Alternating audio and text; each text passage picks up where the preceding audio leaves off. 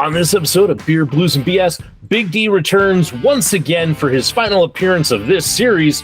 And, we're talking a little bit about what happened last week because, mistakes were made. And, boy, there's stuff to talk about with that. Besides that, Big D and Kidder are going to talk a lot of Star Trek. And, hey, we're even going to look at some things from ChatGPT and see what we think. Otherwise, it's just a good show with three good brothers sitting down, drinking some brews. And of course, now you. So, you're in a good place. Welcome to the show. It's Howard Blues and the Mark Kidder. Pour a cold beverage, pull pussies, enjoy time with friends. Triple B! Well, the Triple B sucks. Okay? Oh, come on. Whatever, man. This is Beer, Blues, and BS. Online at beerbluesbs.com. Good evening, ladies and gentlemen, and welcome to Beer, Blues, and BS, the podcast that is the surefire cure for the hangover. I'm your host, Howard Blues, here, as always, with my co-host, the man, the myth, the legend, the Mark Kidder. Kidder, how you doing tonight? What's up? I'm just living the dream, surviving the nightmare. Up, down, turn around, blast the music. Yeah, how you doing? This was a weird week. I got into work on Monday and opened up my Outlook calendar to go in, what meetings do I have this week? And looked, and it's like, North Dakota Travel Industry Conference starts today. I'm like, well, crap. Because that meant for the next 3 days I had to be at the Bismarck Radisson for this conference. And in past, when I've gone, it's been a good conference. There's been stuff to gather. And I don't know what it was about this year, but it seemed like every one of the breakout sessions I sat through just did not apply to my job. The descriptions made it sound like they applied to my job, but then the actual presentations didn't match, and it's kind of frustrating. I think I saw maybe one good presentation out of the whole week worth. So, yeah. But because of all my travels to Jamestown the week before and then being out 3 days, it just felt like a mad scramble the last half of this week to just try and catch up with stuff that's been put off for weeks. So it's been a little stressful, but I'm getting to sit here with you and have a nice chat, which is always good. And of course, Kidder, we're not alone. Returning to the show for the third week in a row, it's Big D. Big D, how you doing tonight? Doing all right. And of course, always happy to be joining the Mark Tremonti and Miles Kennedy of internet broadcasting. He doesn't get that joke. Alter Bridge. Maybe he does. Who the hell let you in here? The guy who sings Edge's theme song. That guy. Well, I figured when you said Alter Bridge, I knew that, but I did not know the members of Alter Bridge. I'm one of those OK Music fans where I can name the band, but I can't tell you who the members are. Gotcha. And he's an OK Music fan. Okay, here's another song. Yeah, there's a reason that Kidder and I work well as a duo. He's got the music side of this covered. I don't have to worry about it. I just exist, and I ask him when I need help with music stuff. Gentlemen, I think we should stop stalling a little bit and get to everybody's favorite part of the show, and that is what's on tap. Yeah. So, Big D, would you like to go first? Damn. I'll stop the madness and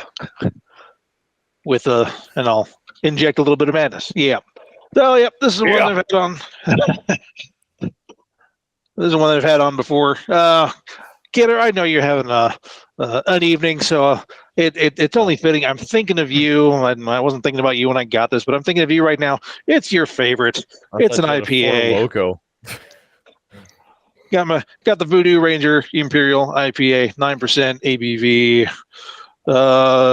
Miscellaneous fluid ounces. 568 milliliters because I'm feeling metric today. I've had it on before and I gave it a 4 out of 5, so I'll just got that part. He Short. remembers. I'm guessing. It sounds like something that I would have said. Oh. I remember you said it would be better poured down the sink. Fair enough. Yep. You're wrong, but you know. Oh no, I am not wrong. So after the interesting episode that was last week with your purple drink there, Howard, and whatever the hell you had. Did you have a Sour Four Loko, apple. or did you have the sour apple Four Four Loko. Loko? Yeah. Hopefully you're both are drinking something a little less volatile, maybe a little bit classier. No. Round 2 will be classy. Don't worry. Oh. What do you guys got? I thought you were saying, I hope you feel better. I'm like, no. No, I've had a headache since last Friday. As a result of Four Loko. Yep.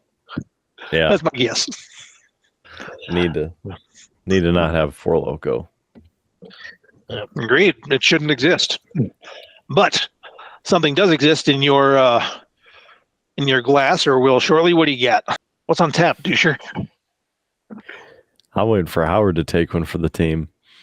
Oh. Okay. Okay. I'll set the brush down. Yeah, we're doing a show here.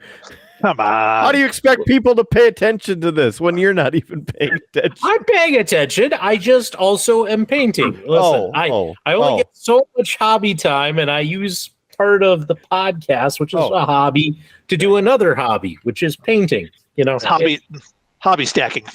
Yeah, it really is. And I finally get to have this. It's been in my fridge for a while, and I'm excited to try it. In fact, I have a sweatshirt from this brewery. It is the Crow Peak Brewing Company out of my hometown of Spearfish, South Dakota. And it is their Pile of Dirt Porter, which I believe Kidder has had on the show before because he's ahead of me on these South Dakota beers. But to remind you, it is 6% alcohol by volume, handcrafted in the Black Hills, and nothing else really of description on the can. So looking forward to giving this a try. I have wanted to go back to Spearfish, and this is on my list for the next time I go through theirs to check out their brewery. Because I've had the sweatshirt for years. My sister gave it to me as a Christmas gift. So let's give this a try.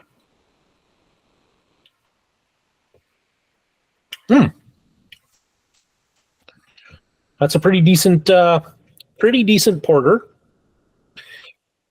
Not quite as dark as I usually like, but it's enjoyable.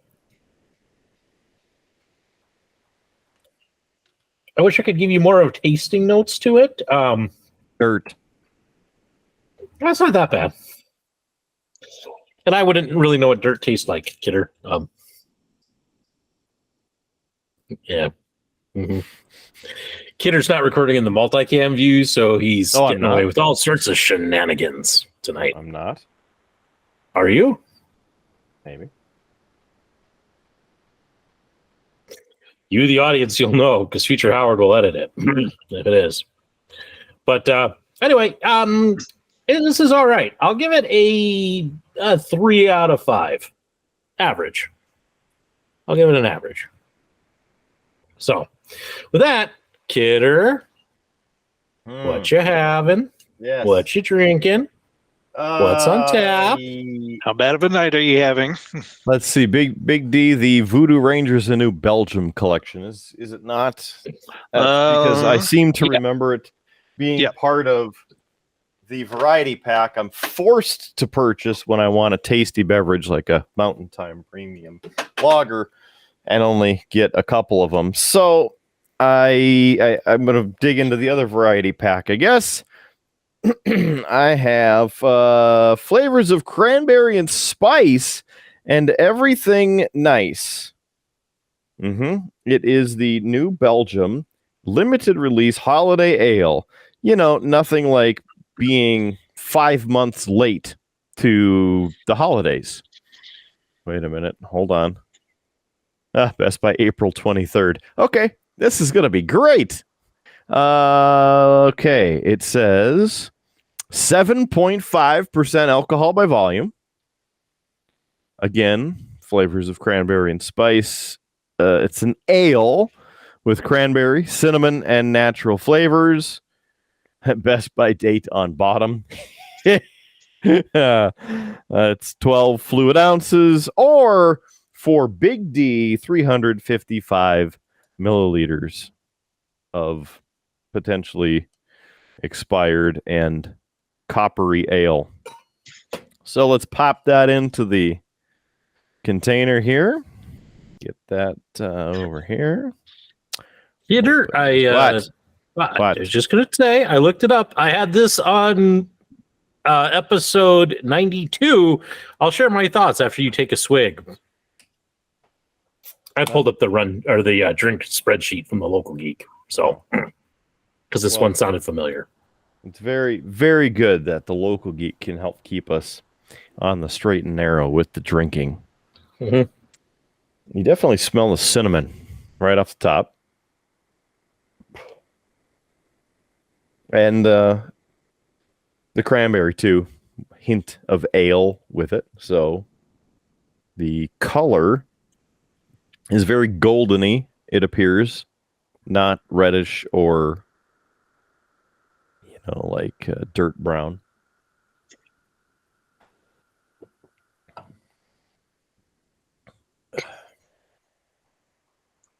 That's a new one.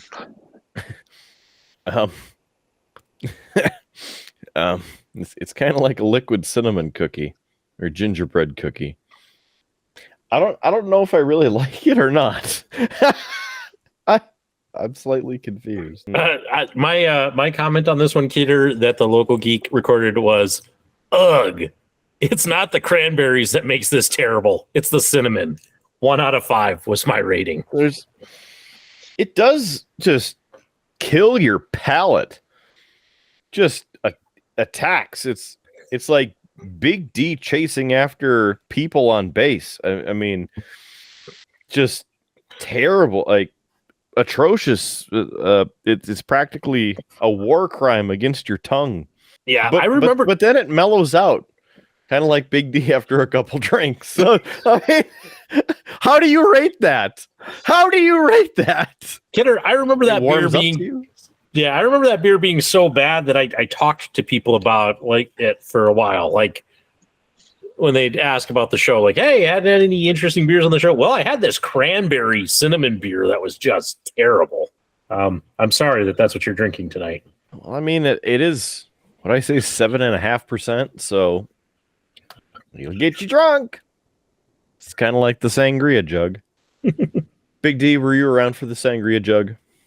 Don't believe I was. It's very disappointing that you were not, because it would have been great to have you help us finish it quicker.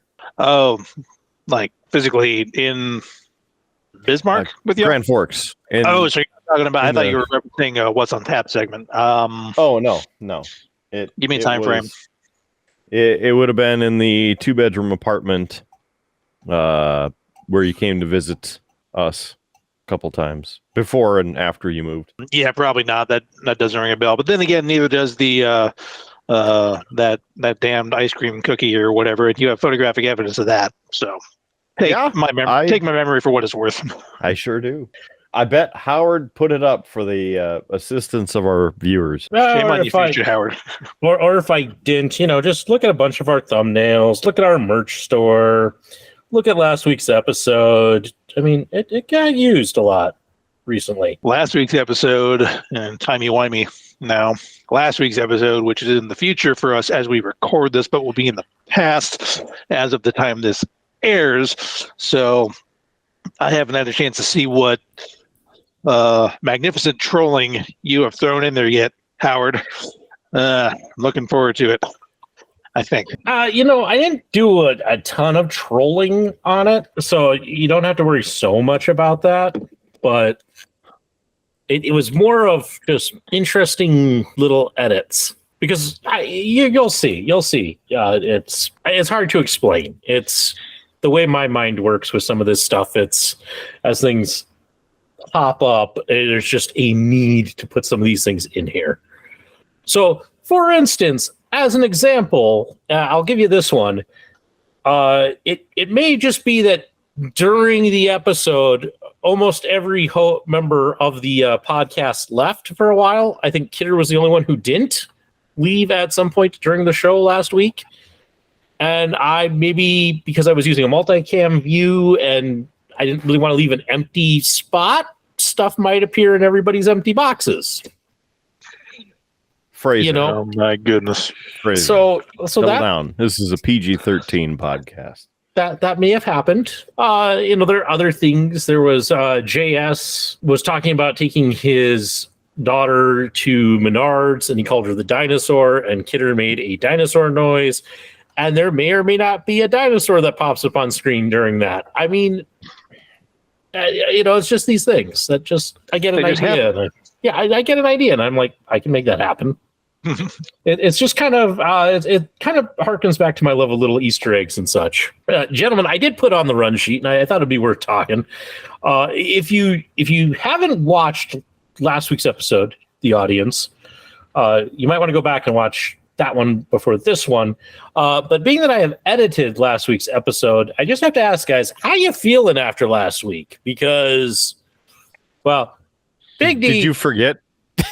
No, I'm just asking because there was a lot of bad. What's the word I'm looking for? Potent alcohol drank last week. Kidder. I know in the stuff that we recorded, or at least you recorded, that didn't make the show, you and JS were both complaining about how it was making your head hurt, your face hurt. So I'm just checking in, man. How have you recovered after that? Was the day after it terrible, or were you back to? It was normal? terrible. Not only did I have to get up early, not only did I have to drive 2 hours, not only did I have a funeral to go to, not only did that make my head feel like it was the size of this room, not only did I take aspirin before I went to sleep, not only did I take aspirin after I woke up, not only did I go get one of those flavored teas of the mega size to try and get a bunch of vitamins and nutrients to just flush it out, but I had to survive the rest of the day and drive and do all of that. And I couldn't just have you chauffeur me. That sounds rough.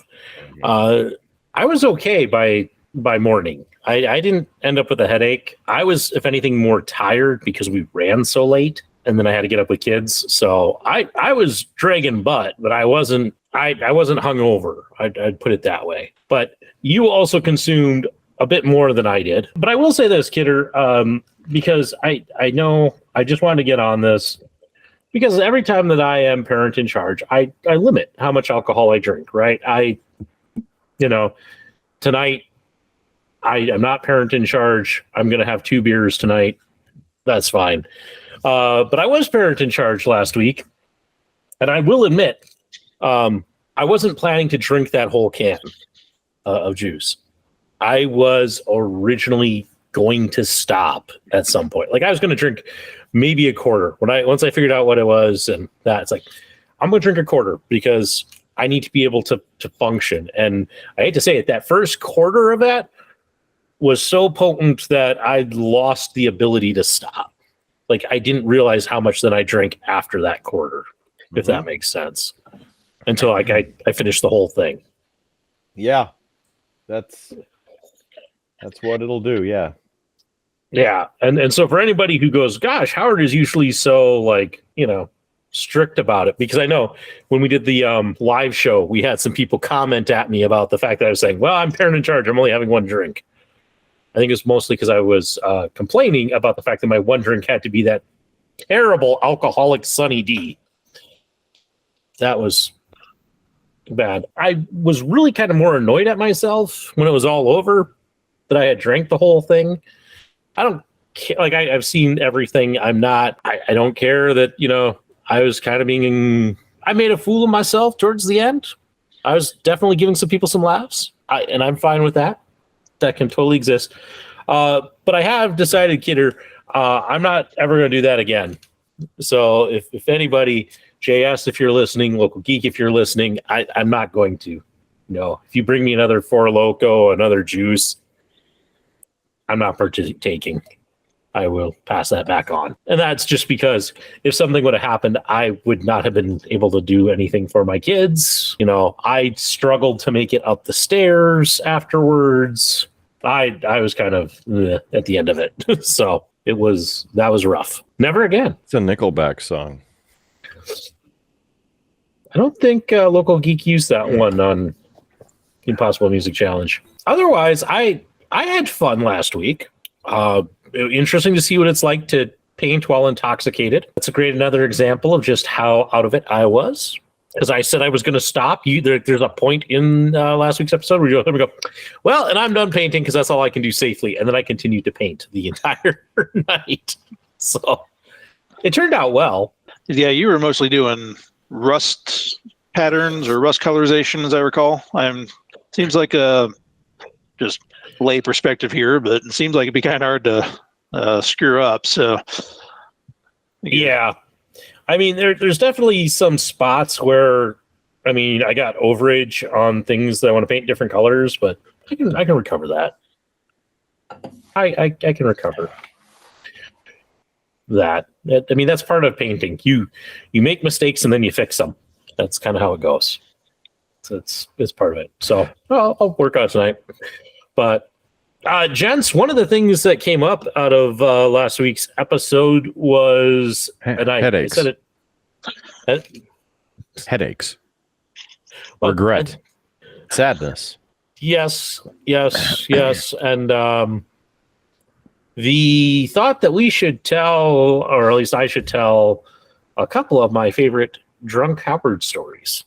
And I might follow it up with a good drunk Big D story. Because I got one of those. I beg your pardon? Yeah. It should be good. Strap in, folks. It's going to be a good 20 minutes. Well, you know, I'm trying to lighten the mood, try to bring some humor, and I don't mind sharing these. And so I retain veto power. No, you don't. It's okay. You'll get a kick out of it. You consented to being on this show, and by joining us again, you have therefore given up your ability to say no. No, shut up and drink your cinnamon bile. Yeah, it still tastes the same. There's no cranberry in this. It's just like brown and a little cinnamon. Like, Anyway, Howard, the floor is yours. Yeah. Or the chair. Yeah. So I got two good stories. We're sure because drunk Howard does not appear very often. Last week was a very rare appearance of my many personas.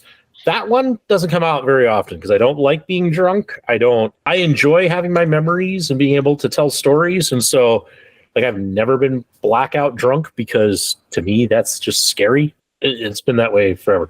But drunk Howard is a very joyful Howard who finds lots of things ridiculously funny.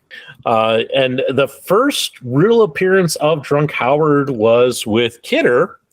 And it was, I think we've mentioned this once because way back, I think it was in episode 6. We talked about Kidder, the one time that you and I almost got into a bar fight. We had gone out. He's laughing because he either forgot this story or hasn't heard it yet. So this should be good. But, you know, that was episode 6. So, hey, if you haven't listened to that one, here, I'll tell it a little bit again. But, Kidder, you'll have to help me remember some of the place names. But there was a comedy club. Dreamers. There we go. This is where I needed Kidder for. And on Wednesday nights, they would do a comedy show. It was usually 2 comedians. It was I forget what the cost was for admission, but it wasn't much. Like $5 or $10. Right. But then they had a special for $7. You got a pitcher of beer and a pizza. And so one night we went like a good sized pizza. It wasn't just a personal pan pizza. It was a pizza corner, 11-inch pizza. Yeah. And, you know, so if you had a couple of people, it was a pretty decent deal, you know, because you could get 2 for $14. Yeah, it was all right. Cheap college students.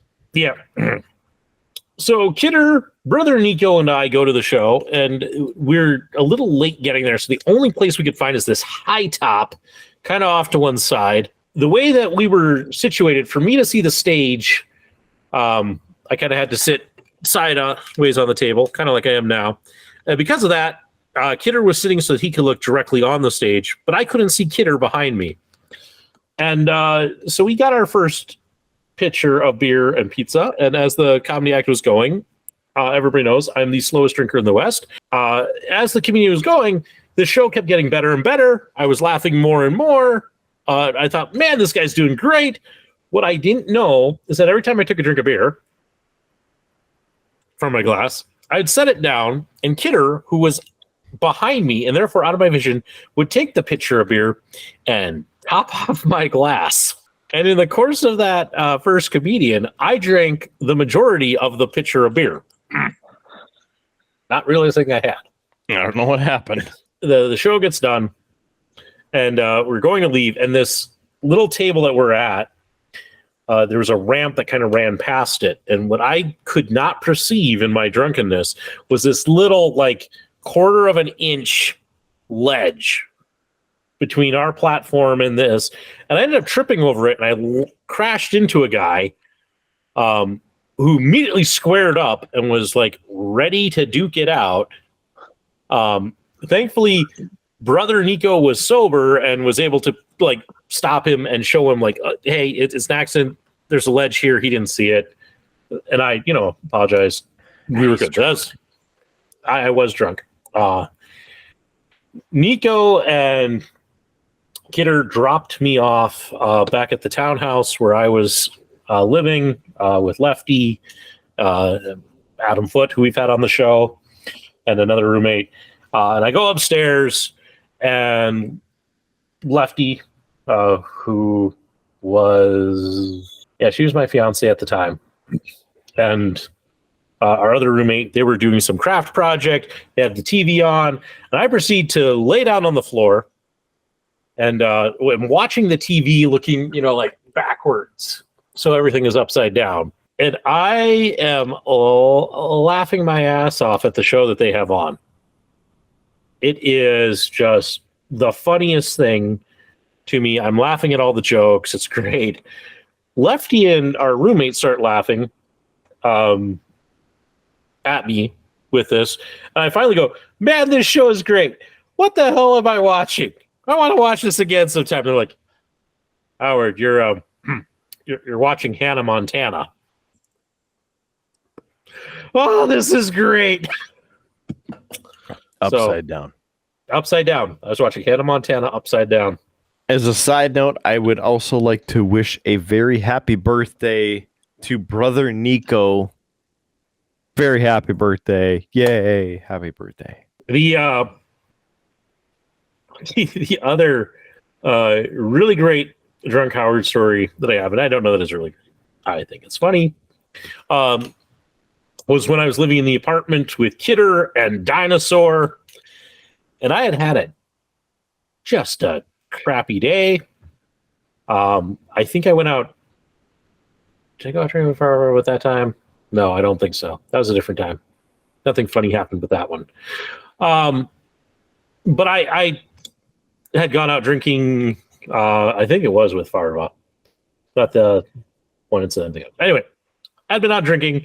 They got on a ride back, and Lefty was going to come in and pick me up, and I was going to go over to her apartment. And because she was on her way to get me, I literally like, well, I'll just sit here. I'm not going to take my coat off. I'm not going to take my hat. This is middle of winter. Like, I'll just sit here in the chair and wait. Get a little bored. Decide, you know what?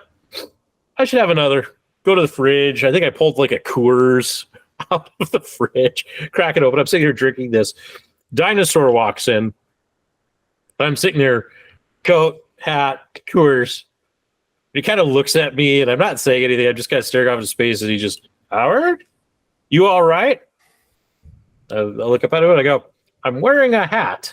Dinosaur's like, I think you maybe have had one too many. Yes, I have. And so she's like, do Do I need you gonna lay down, sleep it off? I'm like, and I said, Lefty's coming to get me. It's like, okay, have fun. And then went into his room because that's dinosaur for you.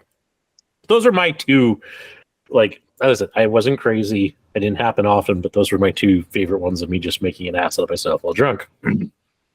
So enjoy those. But I teased I have a Big D story. Yeah, I was hoping you were going to forget that part. Just before I exercise my veto power here, which I bestow upon myself because I rule, just confirm that this was sometime in college, because then I can deal with that, because I was not my best self necessarily back then. Growing since then. Unforgettable. Unforgettable. I'll put it this way, Big D. It was. I can't remember if you were still in college or it was shortly after, but it was shortly after you had become single again. That checks. I was not my best self at that time. Yeah. Yeah. But we had gone out for Kidder's, I believe, 22nd birthday. I think I'm still going to regret this now. Because we didn't get to go out for Kidder's 21st birthday because he went to Vegas. So this was kind of his makeup 21st birthday. So Kidder drank a lot. A year late. Drank a lot. I didn't. I was one of the designated drivers along with brother Nico. And then, gosh, what do I want to nickname him in case he doesn't want to know? Beyond the butter. Yeah, I'm trying to think of a good nickname. Orange Slice. Orange Slice will work. So, another buddy of ours, Orange Slice. I'm not going to tell a lot of his stories because I do believe in not telling stories that embarrass people when they are not on the show to tell it themselves. But you kind of need to know this. He had a bunch to drink as well.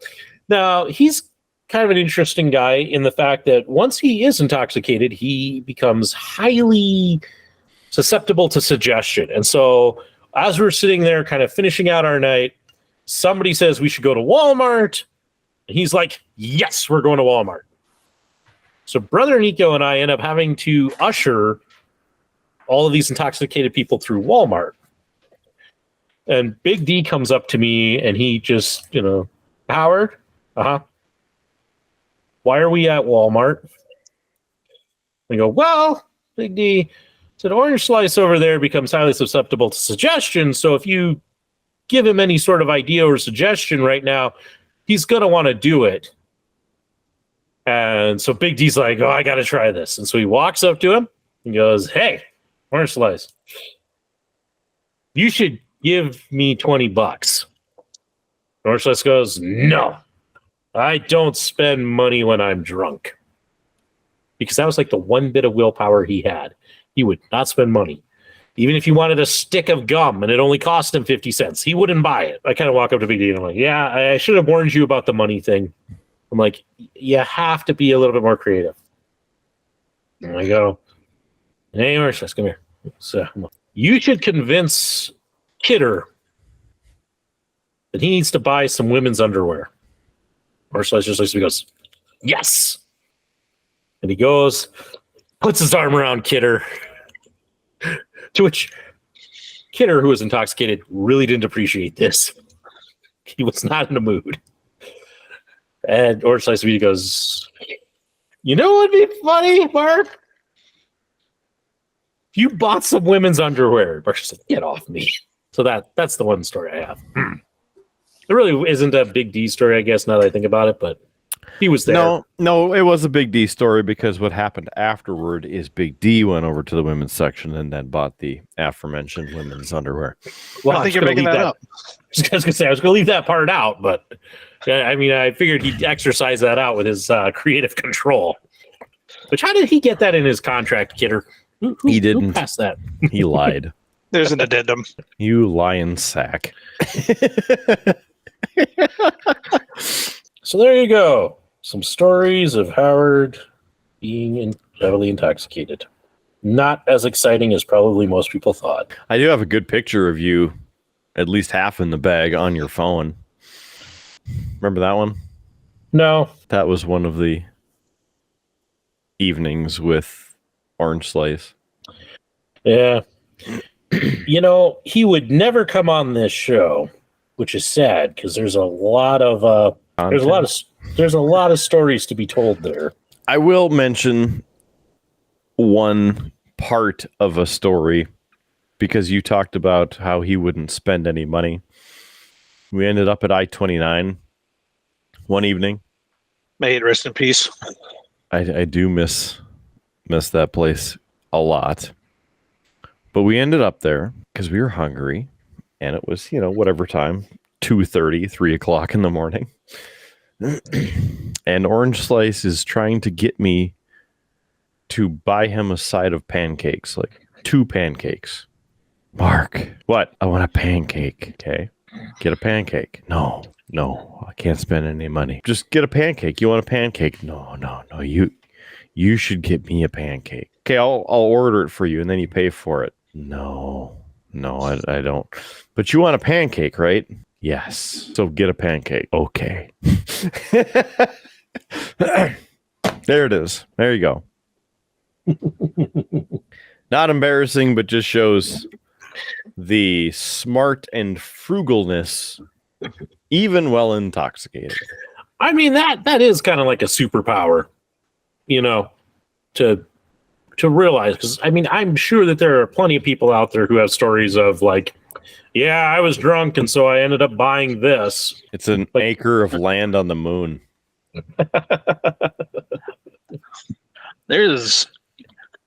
I can't say that I've done anything like that, spent a whole bunch of money when I've been having a few. I do recall when I was in Vegas in 2010, I was there for about 6 weeks for work. There was another gentleman who was there who I was sitting outside one of the restaurants or the pub in the hotel because there's in town. I'm just sitting down there. It's like 9:30, 10 o'clock at night. And my colleague just walks up completely hammered. He's like, Big D, what's wrong, man? I just lost $1,500. On the other hand, he was up 35 from like the day before, so he got over it. But the next weekend doesn't involve a lot of spending necessarily, but the same guy who's about 9:30, 10 o'clock at night. Hey, Big D. Hey, what's up, man? I'm drunk. Let's go ride a mechanical bull. And then we did.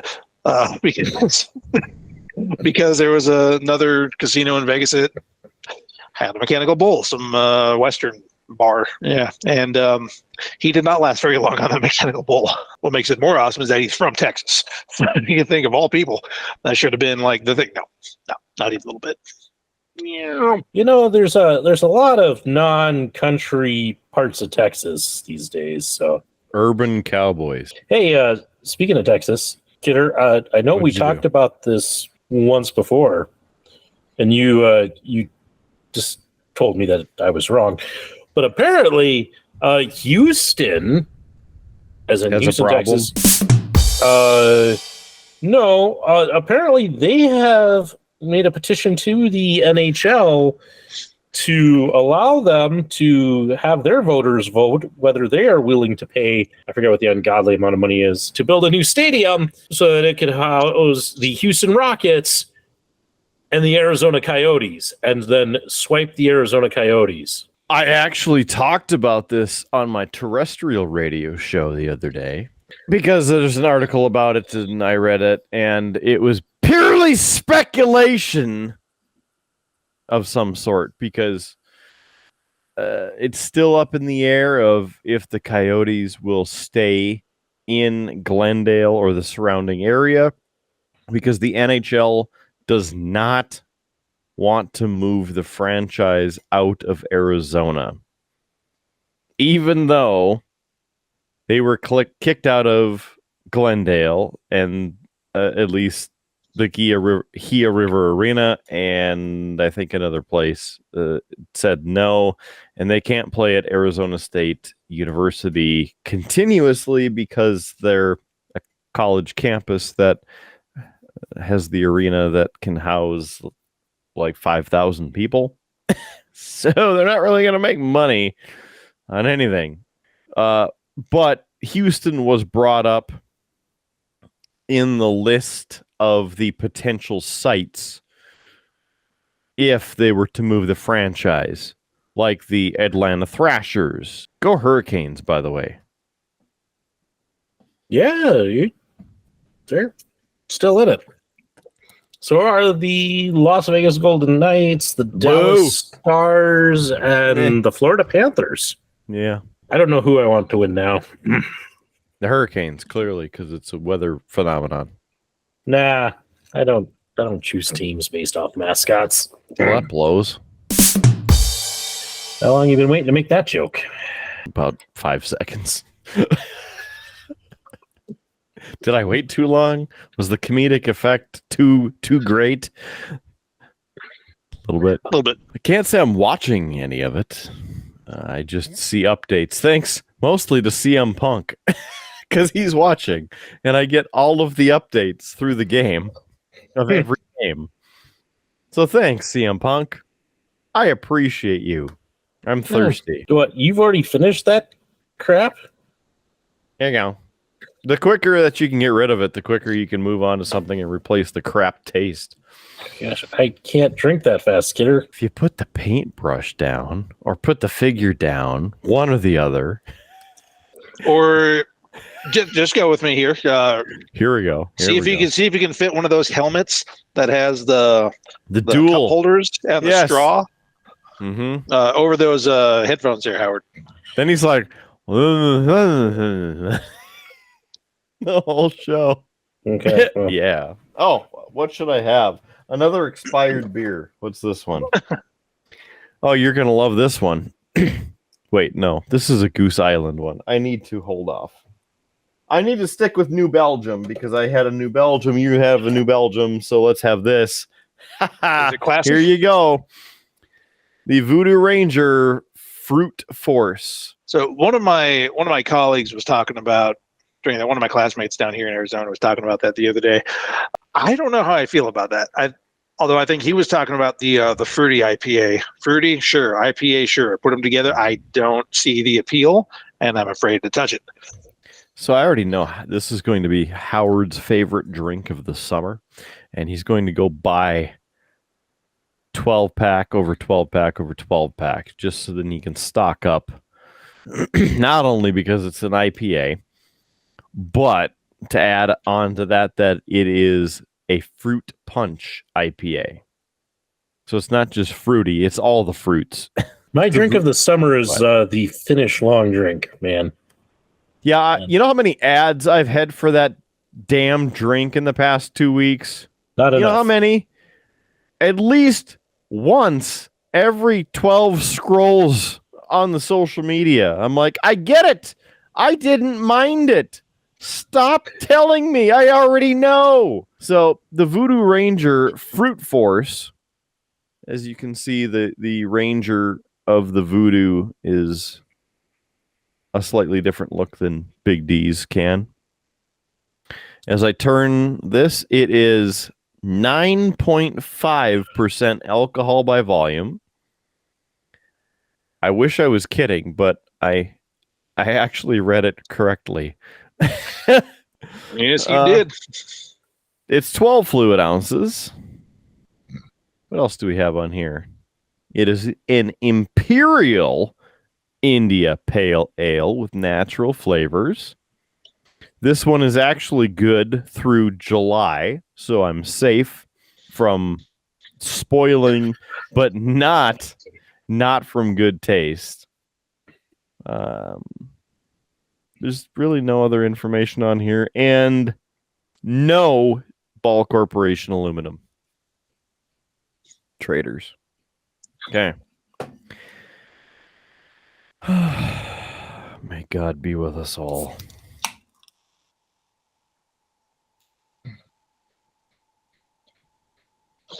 Oh, that is putrid. It smells like somebody poured an IPA, left it outside for 3 days in a 90-degree heat, put it back in the fridge so it would chill, and then accidentally or purposely, because I could see the malicious intent with this kind of a garbage beverage, that they dumped half a packet of fruit punch mixed drink like Kool-Aid in it. That's all of the scent coming out of the top of this. Thank you, Local Geek, for getting all of that and going back 12 times to scrub the correct verbiage.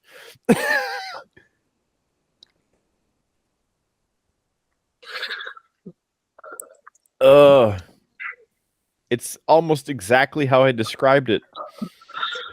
And how is it mostly clear? Like, it's... I don't want to tip it over, but look at the color on that. What's the P in IPA? Putrid. Touche. And speaking of Local Geek and the quick shout out to him and the wonderful spreadsheet, we appreciate him for that. I now work with his brother. Oh. So that was funny when I ran into him and said, "You're Derek's brother, right?" "Yeah." And I said, "Yeah, he helps us more than he knows." And he's like, "Yeah, that sounds like Derek." And I'm like, "Yeah, he also likes to brew stuff to keep us drunk." Thanks, Local Geek, the brewmaster of the Triple B. Yeah. Big D, are you having a second one right now, or? Let's see here. I don't know how I'm going to make it through this one. I'm going to give it a few more minutes before I go grab the my classy What's on Tap round 2 beverage. Okay, well, fine. Classy. Classy. The classiest. Steel Reserve. No. Well, dog. I got mine done while Kidder was going. So I can partake of What's on Tap round 2. I will be drinking from the Odell Brewing Company, a Sippin' Tropical Sour. Yeah. For a second, I thought that was a shrimp on the front. Nope, that's a sloth. I was wondering why there would be a shrimp on the front of the tropical can.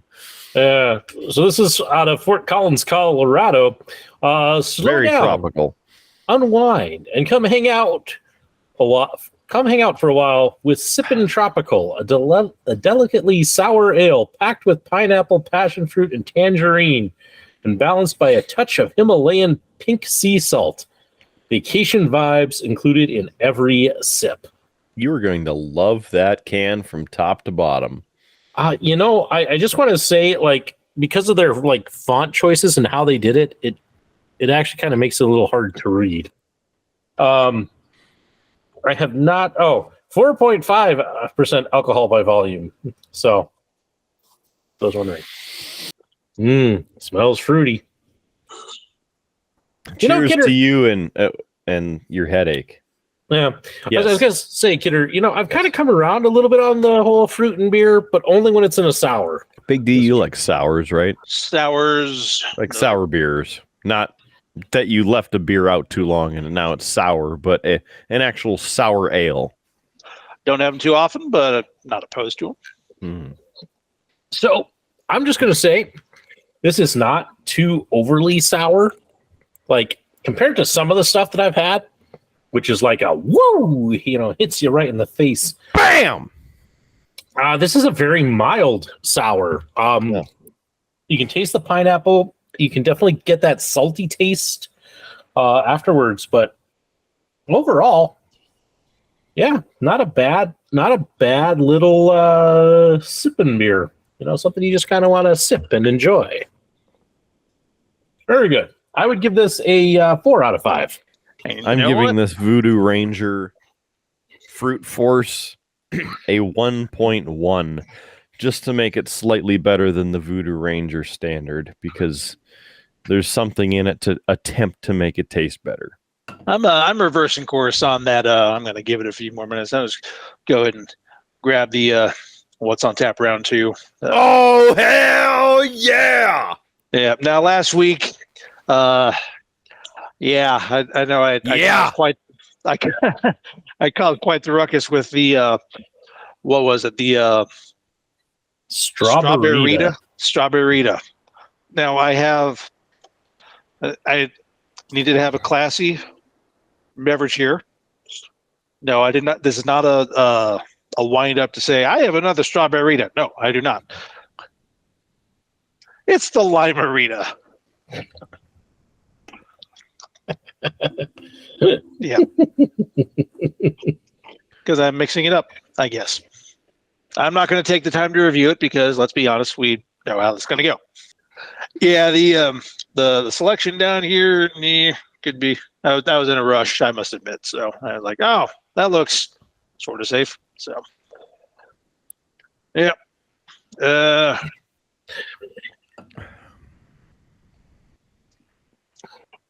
Yep. Lime and sadness. There we go. Yeah, Kidder, I kind of wonder if Big D just doesn't walk into like wherever he's picking these up and just goes up and goes, I need some podcast beer. And they're like, oh, well, let us offer you these fine beers. And he goes, it's not that good of a podcast. Can I get something cheaper? Oh, son, let me help you out here. I got something real good for you. This will get you super messed up and make you the shame of the hour. No, that would be if they tried to point me toward the Old English or the Mickey's malt beverages. I almost had a Mickey's on this show. I had it in my beer fridge, ready to go, and my dad came over.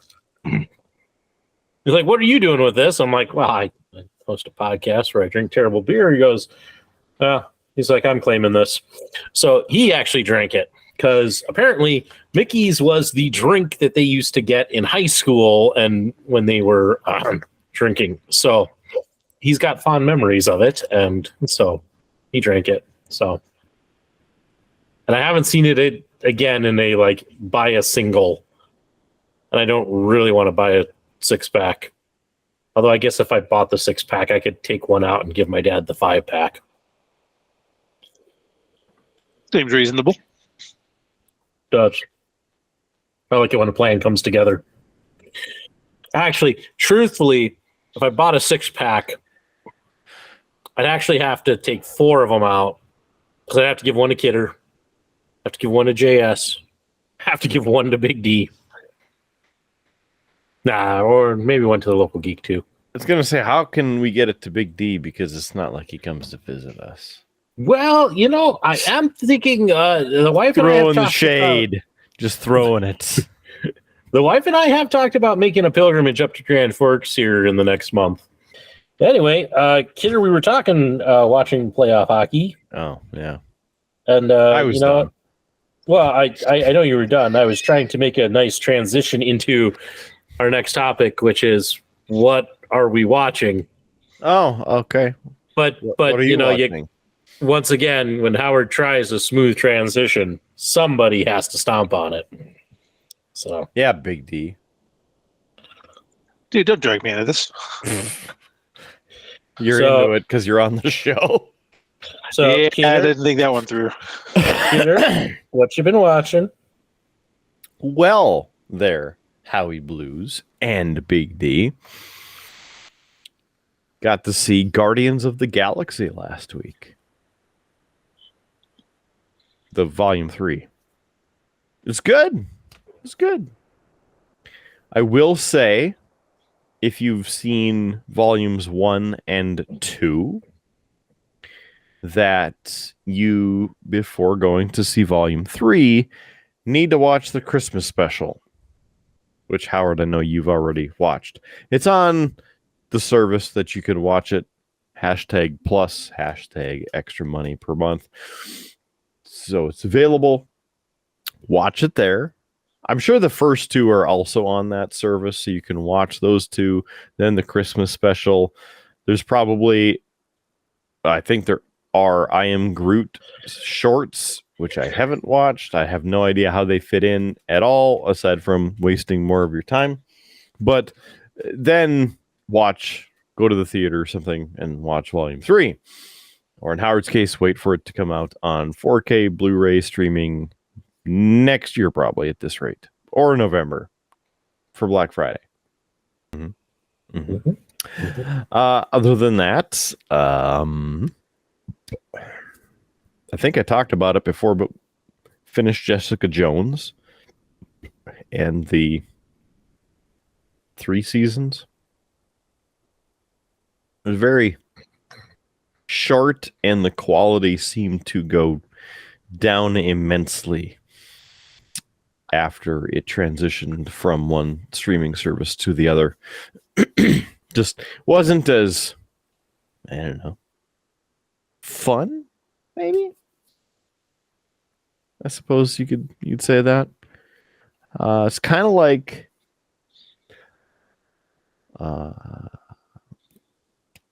Battlestar Galactica, the remake, in the later seasons. It's still very good, but just wasn't as good as the first 2 seasons. Longmire. The first few seasons were really good, and even after it moved onto the streaming service, it was good, and then it kind of took a dive, which was depressing. Let's see. CSI Las Vegas. Been keeping up with that, and it's still CSI. It's still the same CSI-E show that you may enjoy. And Bar Rescue. Love Bar Rescue. John Taffer. Love that. Enjoy that. Watching some live storm chasing with Reed Timmer. Big D, you're familiar with Reed, I believe. He took the the Dominator 3 back out into the field and was intercepting tornadoes down in Nebraska and wherever else he was. That was interesting to watch live as it was happening. Those are kind of... watch the terrible Bruce Willis movie. And I don't even remember the title, but it has been out just in the past couple years. Started it, and it was so bad that I skipped through a majority, probably 50 minutes of the movie just to see the ending, so then it was over with. I'd also like to point out, Howard, you'll enjoy this, that Ava Marie was one of the co-stars of the movie, which should tell you the quality of the movie. Because not only can she not wrestle, but she can absolutely not act. In fact, I have a towel in the room back over here. I should wet the towel, put it on the floor, and watch it do a better job of acting. There's some harsh criticism there, Kidder. Tell me how you really feel. She sucks. At least she's not injuring people in the WWE anymore. Kind of like Nia Jax. Okay.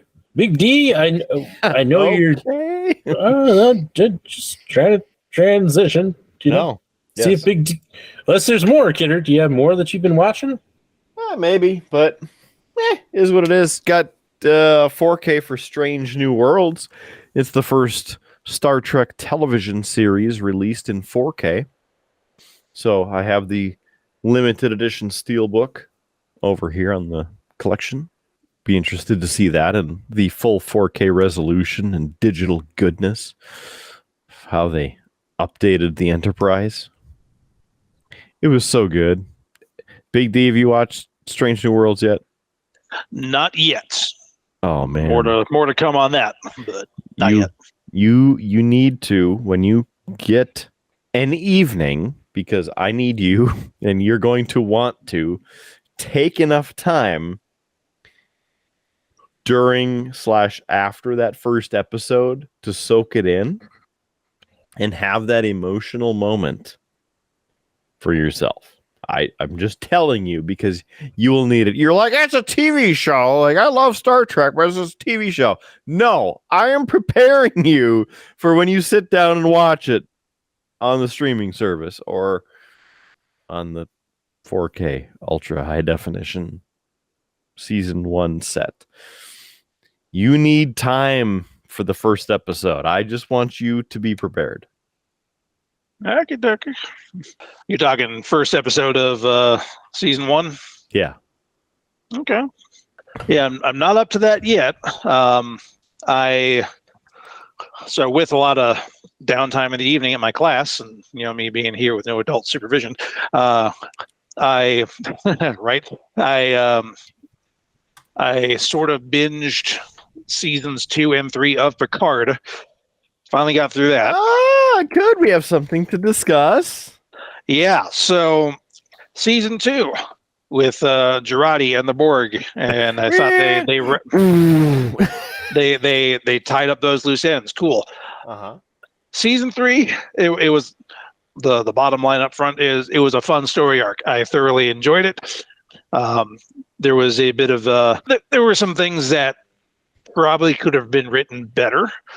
Yes. In that, I have no idea how we went from tying up the loose ends with the Borg and the season 2 to how season 3 and the whole thing got in there. I get they probably were fishing for things for story elements that would tie everything together in that way. I think they did a good job with what they had because it was such a big nostalgia fest. How they brought Data back was a little like, what? But at least they tried to give an explanation. And yeah, it was a big nostalgia fest. So I'll let a lot go. And there wasn't that much to let go in that regard. Just the Borg really confused me in that one. They did a lot with more than what they really should have, I think. On top of it, to me, it seemed like they just decided that the other people were going to do the other thing, and this is different writing with different people, and it is what it is. And what happened last season, nobody cares, because that was last season, so we're done with it. You're on this season now. Congratulations, you made it. Does that kind of sound like how you felt of a lot of it? I guess I didn't pick up on the fact that there were different writers, but I mean, there was a lot of backtracking with I kind of alluded to already with the Borg in season 2 and then going into season 3, lots of backtracking there. Vatic, I loved that character. She was insane, but she had purpose behind her insanity, which is a good combination, I think, in terms of writing anyway. It was the undiscovered country for the Next Generation cast. As a buddy of mine, also from UND, back in the day, mentioned when I was talking to him about it the other day. In that undiscovered country, original series cast had a great send-off, literally going off into not sunset, but Next Generation, all good things, and then like a week break, and then they went straight into filming Generations. So they had a good series finale with all good things, but it wasn't a send-off necessarily. And so they, I think 30 years later, they tried to give him one. And yeah, I thought overall, yeah, it worked. Big D enjoyed it. And then did you notice one of the final scenes after the large battle concluded? The two ships sailing toward Earth with the sun flare. Call back to the end of the undiscovered country. Yeah. With the Enterprise and the Excelsior. Right before Kirk is in the captain's seat going, first star to the left. Except you got it backward there, you tool. It was second star to the right. Oh, well, first star, second star. That's why we reminisce about things. I need to watch it again. But now I'm on to Discovery, only 6 years behind the times. Woo! Howard, you want to take this one? No. Oh, I thought you knew everything about Discovery because of how many times and how many episodes I've discussed this sort of thing. Nope. I was just thinking this is Big D's last appearance on the show because I can't go through listening to somebody else whine about that series for another, couple of years. I'm 4 episodes in, so I don't have enough time to bitch about it yet. Okay. My question to you, Kidder, to maybe save Howard from reaching. Does it get better? No. No, my question for you to maybe save Howard from reaching for round 3 at the mention of Discovery. If I were to watch Discovery and Strange New World seasons 1 simultaneously, am I missing anything? Does Discovery feed into Strange New Worlds, or are they pretty well standalone series? They are standalone in the sense that by the time the series Strange New Worlds occurs, Discovery has changed. Okay. So you will need to finish seasons 1 and 2 of Discovery before moving to Strange New Worlds. Okay, so season 1 of Strange New Worlds references stuff from season 1 and 2 of Discovery. Okay, I can do that. And obviously, spoilers, don't want to ruin it for you. I mean, I would even start season 3 of Discovery just to make sure you've cleared the minefield a little bit. Uh-huh. And then after, you will know when you are clear of the mines. There's an actual minefield in the story arc, huh? No. Well, you'll see. Gotcha. And I'll make sure if Discovery is as bad as you're claiming, then I will make sure to troll Howard by getting pretty much every bit of critiquing that I can think of, and because I don't necessarily think that critically about series, I'll just ask you for the highlights, and then we'll add it to the run sheet, and I'll just piss and moan. Howard might be calling in sick for that episode. Oh, you won't know what's coming. Oh, you'll start, and I'll pretend that there's some emergency. The only way you're excused is if your house is actually on fire and you can see it. You can't leave. Or if I have a kid who's awake. That would be the other reason. No, they'll figure it out. You can't leave. Yeah, not how that works, kidder. Not how that works. Okay. You guys all done talking about Star Trek? So how about that Discovery and how crappy it was? I listen, I asked because apparently I cut Kidder off on what he was watching because he took this long pause and I was trying to keep the show moving and flowing. So try to be polite here. Make sure, are you guys done before we try to move on to something else? Politeness is overrated, you nerd. Nerd. Star Trek 4, the movie, probably never happening. How about the Section 31 movie coming up? It was supposed to be a series, and they decided, well, we'll make it a movie for Paramount Plus, okay? Because, that's the same thing. Also, the Starfleet Academy TV series. How do you feel about that? I could get behind that. It was a pretty fun video game back in the days of Super Nintendo.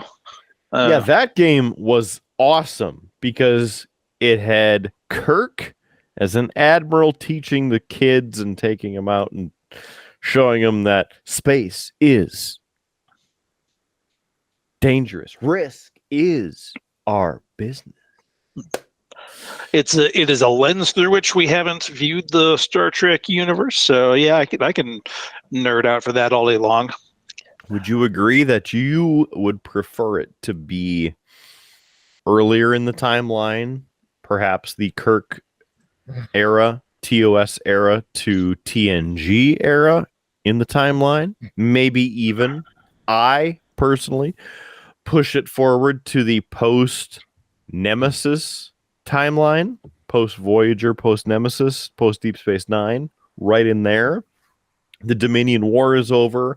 What are we doing? Because that would even be in the Picard era, right? Because Dominion War ends 2380, Picard is 2401, right? Perfect time. Bam, there it is. Lower Decks takes place in 2384 or so. Perfect time. I think that time frame would lend itself to writers who probably have an easier time with new content. If that's the route they were going, if they were trying to be semi-derivative and use overlapping story arcs from the various seasons and when they took place in Star Trek timelines. There's a lot of different ways I could go with that. That's a tough one to answer. From what I understand, they're trying to be assholes and bring it into what you will find out in the later seasons of Discovery. So without spoiling that, you will see that and go, oh, man. So 5 years-ish before the original series timeline. I don't want to ruin it. I'm just going to say that. It's not in existence yet. There's nothing to ruin. He's trying to save you from Discovery spoilers. When you get there, you are going gotcha. You're going to be ruined. And then I will go, I told you. I like it better than the idea of a Section 31 movie, series, anything like that. Simply because Section 31, and largely, I admit, my thoughts kind of echo that of the Mission Log podcast and those guys talking about the Section 31 appearances in DS9. Section 31 is kind of the antithesis to the Federation, even though they're an unofficial part of it. So, yeah, I could see how that gets dicey. I would be not necessarily a fan of them getting their own series, movie, whatever. Movie, I could probably deal with if it's a good story. But I would be highly skeptical of it. Sure. So without ruining, because I know you haven't watched this show, so clearly you haven't come across any spoilers. Without, I mean, Howard knows. He's been there. So just keep watching, and if you can binge it sooner than later, we can have this discussion again soon. And then we can talk about the future of things in real time versus the future of things in the timeline and what may or may not happen and what is or is not. Please. Well, other than going to the gym in the morning, I have the next 48 hours of jack squat to do. Looking at doing there's like 14 episodes a season because they're lazy. I mean, I'm looking at doing a 48-hour fast this weekend anyway, so that gives me plenty of time to watch the potentially horrible Star Trek series. Stop playing with your cat. I like it. If you noticed, he came up and said hello. He has to say hello. So, yes, I hope you make it through all of them. I mean, 48 hours, you'll sleep for like, 12. So you have 36 hours there. Plenty of time to make it through 3 seasons. Although this is my last weekend to sleep in, because next weekend I will be back home. And that no later than 11 p.m., little D will wake up, walk out of his room, piss my dog off because we have hardwood floors, and the older, crankier, assier of the two dogs will bark like a little terror. I love her, but she's a turd. And then little D will crawl in between me and Mrs. D and kick for the next 7 hours. So, yeah, this is going to be a good exercise in time management this weekend. You're making me think too much, kidder. Stop it.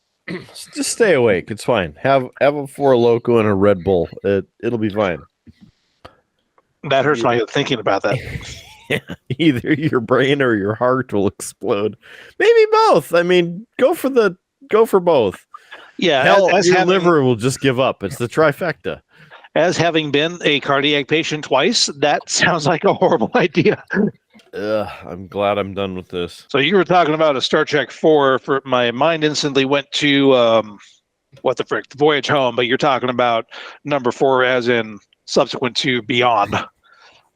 Howard's favorite part of the Star Trek continuum in the movies. They already made Star Trek 4. They had the whales. But now you're talking about, what's it, like 14 now? I don't freaking know. Yes. Because actually, yeah, it would Nemesis be 14. was 10. Howard is loving Star Trek 2009, Star Trek Into Darkness, and Star Trek Beyond. Into Darkness was crap. Those are his favorite movies. In fact, Into Darkness was like the pinnacle of Star Trek to him. Howard, we got to have a serious talk after dinner. It's better than Wrath of Khan. No.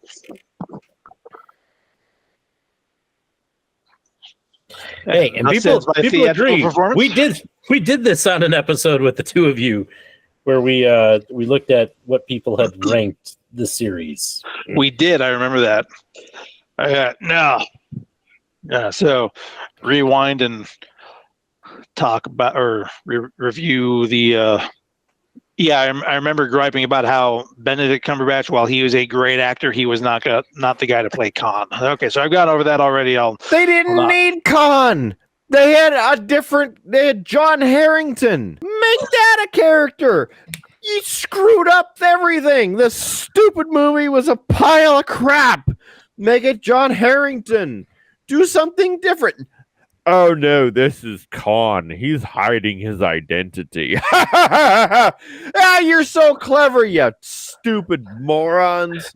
Lazy ass writing. You might as well have been on a writer's strike then, because you're not making your wages writing that garbage. Wrath of Khan was awesome. I'm just saying. It was all right. To be fair, I didn't watch a lot of the original series. And so, I never saw the episode with Khan originally. Space Seed. And so, because of that, if you go into watching Wrath of Khan and you haven't seen that episode, it's you feel like you're dropped in. It's like, I don't understand why this guy is so angry at Kirk. It doesn't make sense. They don't cover it in backstory. It's not like they go back and show you. They don't. They do give it a bit of a loose, not loose, sort of a superficial explanation. I'll give you that. Yeah. So again, because I didn't watch the original series, when I sat down and watched it, and I watched it after I watched Into Darkness, because I was like, I enjoyed Into Darkness. I thought it was interesting. I understood that it was basically this alternative timelines take on Wrath of Khan. So I'm like, well, let's go watch Wrath of Khan and see what the original is. And I sat there and I'm like, the stakes for me as somebody just coming into it, it's like it didn't fit, We're getting a steak. It'd be like if you just dropped into The Empire Strikes Back without seeing A New Hope. There's context that you're missing. I can see that. I saw Wrath of Khan long before I saw Space Seed, but I also have been a lifelong Trekkie, so I saw it as a kid. I didn't look at it through that lens. So, I'll give you that. Right. But go ahead. Oh, I was just going to say that. I didn't. And I probably went over this before Star Trek 2 and Star Trek 1, not so much. Star Trek 2 is the first time with the original series cast where you actually see any sort of growth in the characters. Like Kirk was facing death for the first time. He couldn't cheat his way out of Spock dying. You didn't really get that in the original series, I think, because there were a lot of standalone episodes, and then it ended abruptly, so they didn't have a chance to do any more than they did by some interpretations, some opinions. There we go. But yeah, 2 and I think also 6 where they had the most personal character growth development, I think, out of all those movies. Interestingly enough, I just read an article, it's either earlier today or it was yesterday, about how Discovery fell into the same problem that happened to the original series, and that the original series was 3 characters: Kirk, Spock, and Bones. The rest of them were background characters with name. They were there. Right. Discovery, which you've watched, would you say 4 episodes? I can pull it up. I'm into either, I just started 5 about an hour and a half or so before we started recording. Who's the tactical officer? Bob. Incorrect. Who's at the con? Who's at the con? I can't think of her name. Starts with an O. Awoshikin. Who's that? Who's at ops? Exactly. Exactly. I don't like this game. Kayla Detmer.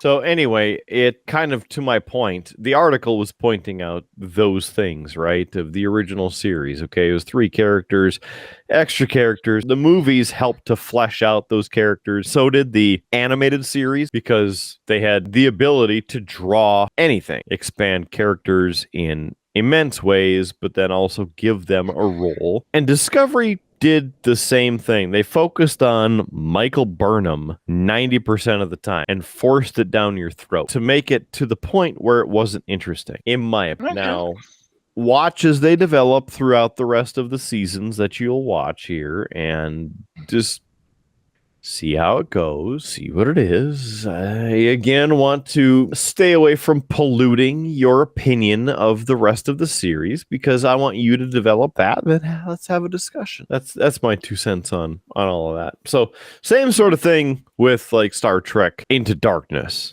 Like, didn't need to happen. They don't need to use Khan as the villain. They could have used John Harrington. Whatever, right? Use him.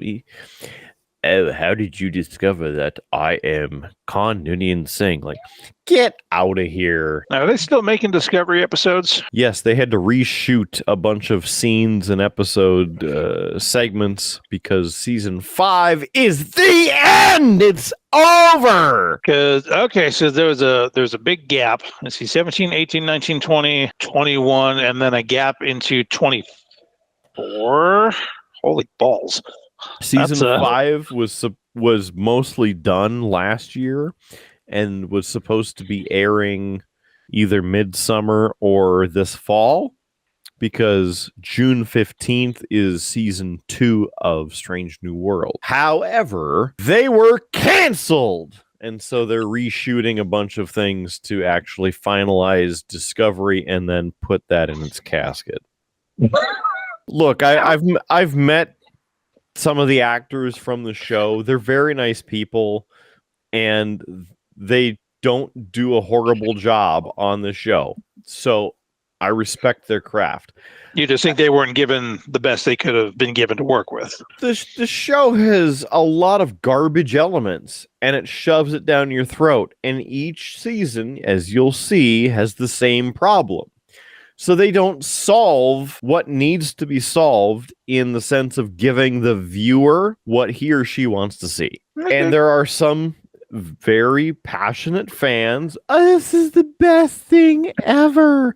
And then there's the rest of the internet who says that this is trash, and there's no wonder why it's being canceled. And I mean, as I've said on the show before, I did not ever think that I would utter the words, I wish this Star Trek series would be canceled, but I think they're 3 years too late for Discovery. Well, what did you think of Enterprise? Truthfully, if you sit down and watch Enterprise from start to finish now, you will have an immense appreciation for it, and you will actually enjoy it. Because if the same thing happened to you trying to watch it when it first aired, I had no clue what was going on. I'm like, who the hell are these people? What race is that? This doesn't make any sense. This is trash. And then, obviously, years later, the Blu-rays were released because it was the first Trek in true high definition of the series. It was released. I watched them start to finish. I'm like, this is actually good. First season has those squeaker episodes because they're trying to figure out what to do.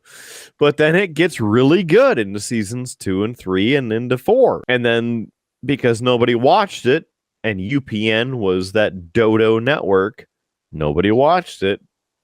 The series was canceled. Had they continued into 5, 6, and 7, season 4, I thought was the best work that the writers were doing on the show.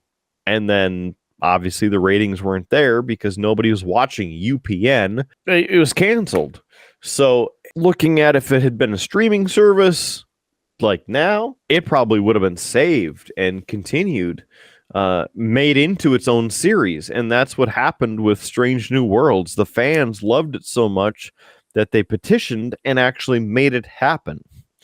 And because you watch the rest of Picard, and so you know what happens in season 3 of Picard with 7 of 9 and the other crew from the USS Titan. There are now over 10,000 signatures, including my own, on a change.org petition requesting that those characters are made into a series of their own, generally a Star Trek Legacy as the running title from the fans. Now, 7 of 9, Rafi, Jack Crusher, Lieutenant Mira, and Ensign LaForge to round out a lot of the main characters who people want to be on that show. And then continues into the future, as it were, and opens it up for the other legacy cast, as they're now calling the Next Generation people, and Deep Space Nine Voyager, which I'm like, man, 30 years gone by? Like, no, 35 years for TNG. We're coming up on that. In fact, 30th anniversary of Deep Space Nine this year. What? Okay. Anyway. Hey, stop it, man. Did my Star Trek. Maybe Cisco will get written into one of those and come back from whatever the hell he went off into. He is in the Celestial Temple with the rest of the and he'll come back maybe a year, maybe yesterday. So it's been 30 years.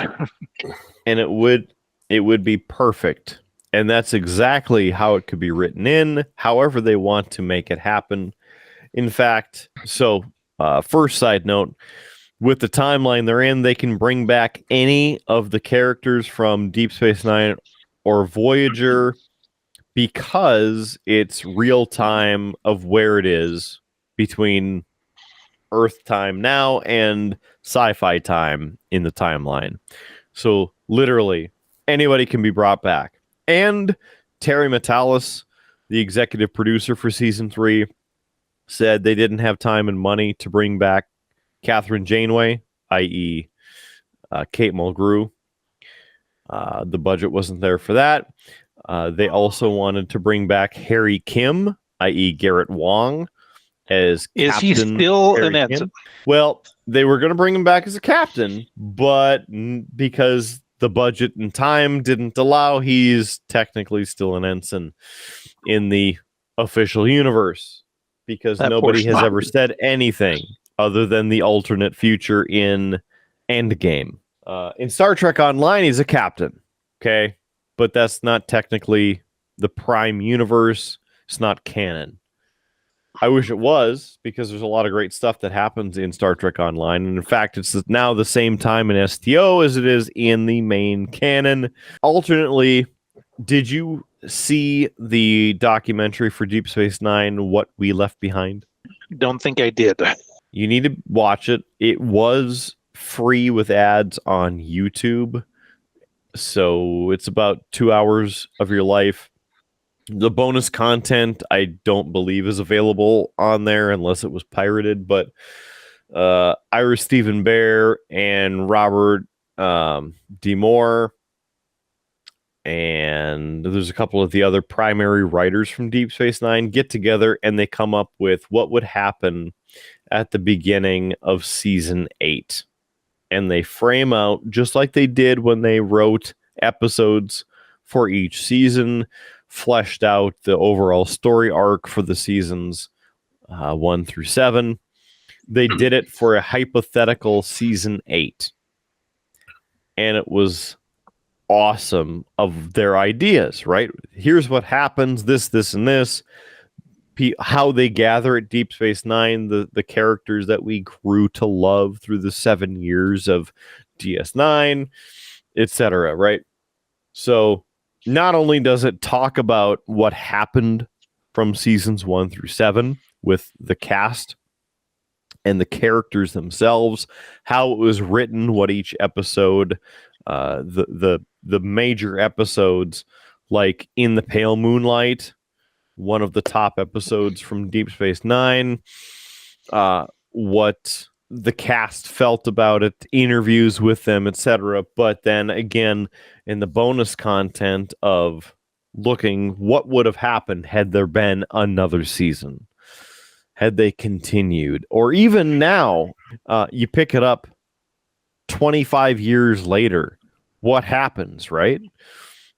The cool thing about it, everybody who is still alive, because unfortunately, Renee Auberjonois and Aaron Eisenberg have passed away, and so Odo and Nog cannot be part of the series, which is unfortunate. Just a side note with that I was able to meet Aaron and talk with him while he was alive at one of the conventions, and just fun to talk to and approachable. And then last year at the convention, I happened to be wearing my Captain Nog shirt, which was part of a fundraiser to help out Melissa and her family. Melissa is not Nog, Aaron's widow. And so after he passed, they did it as a fundraiser. So I bought one of the Captain Nog shirts.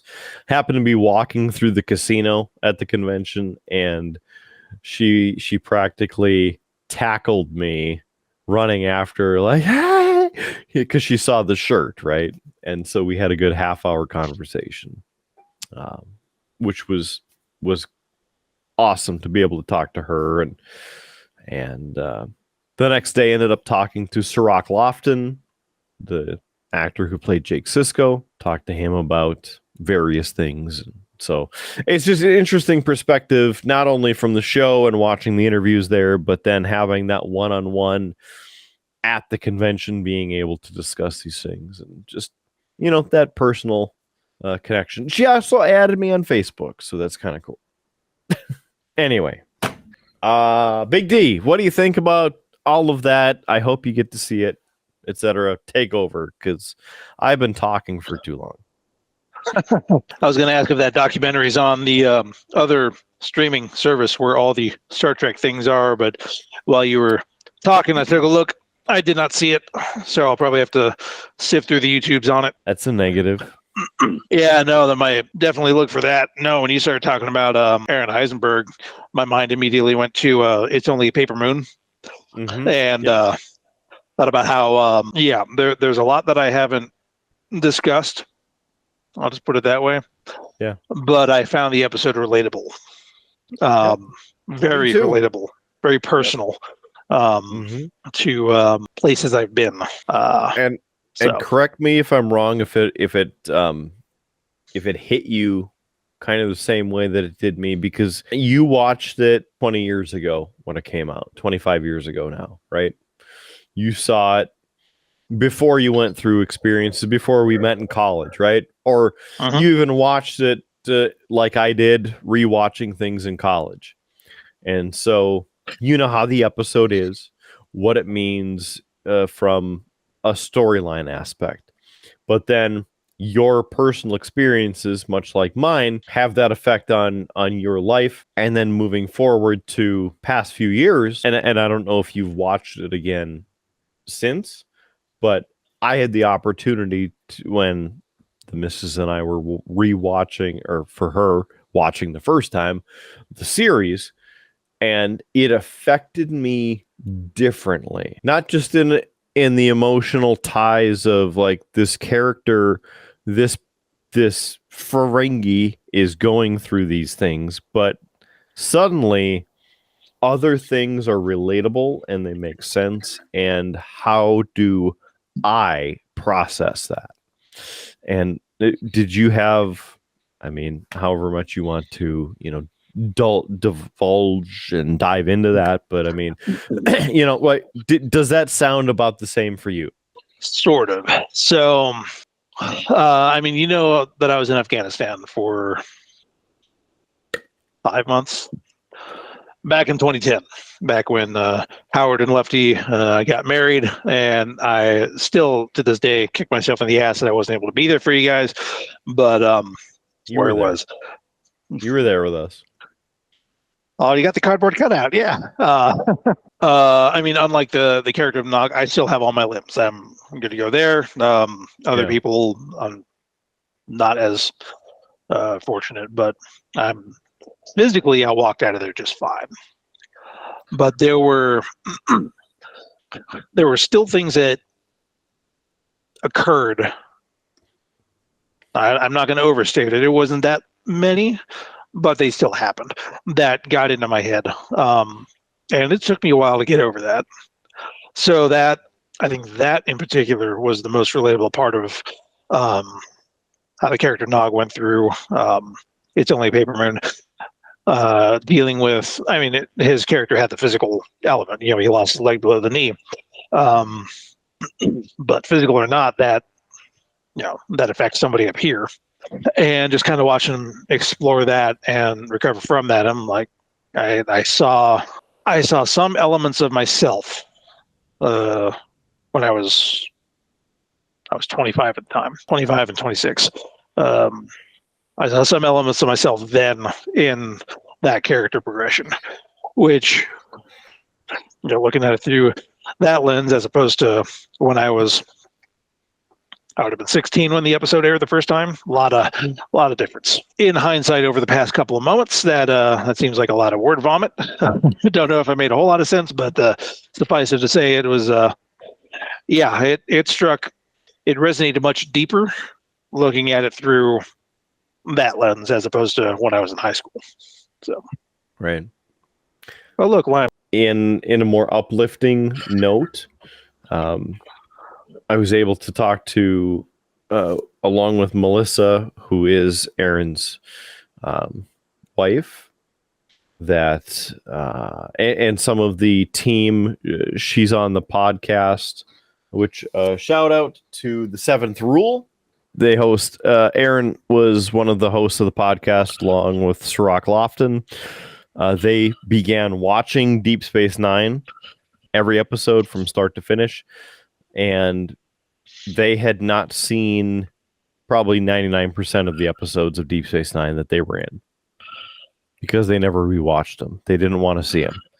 And 20 years later, 25 years later, they decided to create a podcast, The Seventh Rule, which, obviously follow us here at Beer Blues and BS, but go, if you're a Star Trek fan, follow The Seventh Rule, Facebook, YouTube, and all of those. They talk about the episodes, they break them down, and they discuss, how do those episodes make you feel? Because they were of different ages. Sirach was a child, and Aaron was actually an adult when they started the show. So different experiences there. They never watched the episodes, and then they had created the show, and then of course he passed away while they were watching the episodes, and then Melissa came in and carried on the rest of the series, if you will. So interesting perspective. I see 2 Seventh Rule entries, and I am now following both. It's very, very. I mean, you'd appreciate it because it's kind of not only inside baseball of that like expert knowledge of Star Trek, but also as their job. right? Because it was their job to be that actor on that show, play this character. And now they're finally 25, 30 years later watching their performance, and how does it affect them?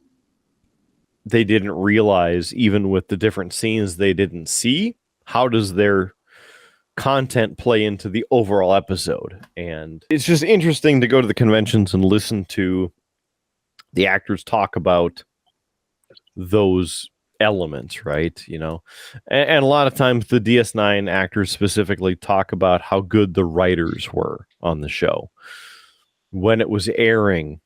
The first 4 seasons specifically, they had very low ratings. They were the stepchild of Star Trek. Nobody watched it because everybody was interested in wrapping up the next generation. And then when that happened, they started Voyager, and Voyager had its own problems. Kate Mulgrew has talked numerous times about how all of the male executives of Paramount and CBS, depending on what point in time you're talking about, you know, very anti-female lead character.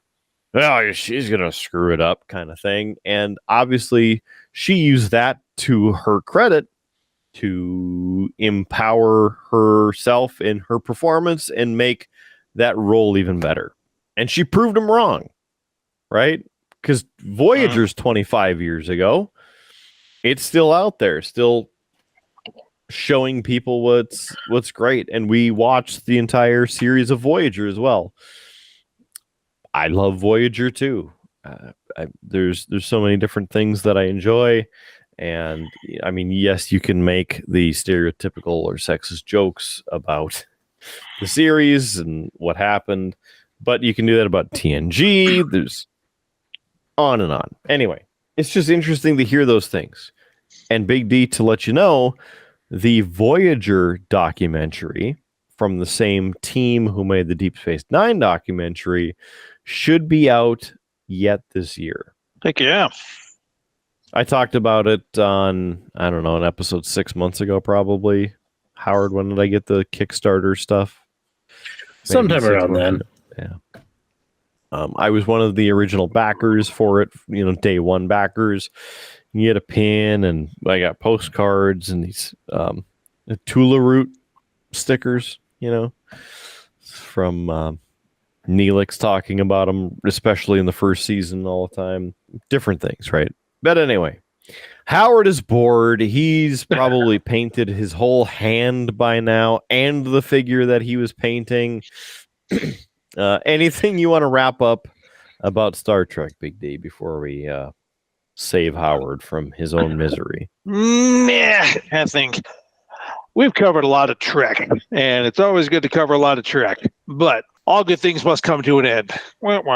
So, yeah, that was bad. So you saw what happened in season 3 of Picard, so it didn't really. Shay.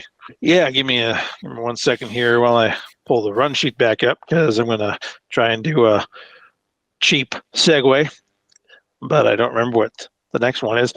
Well, I heard that there's something, about wrestlers and how great they are.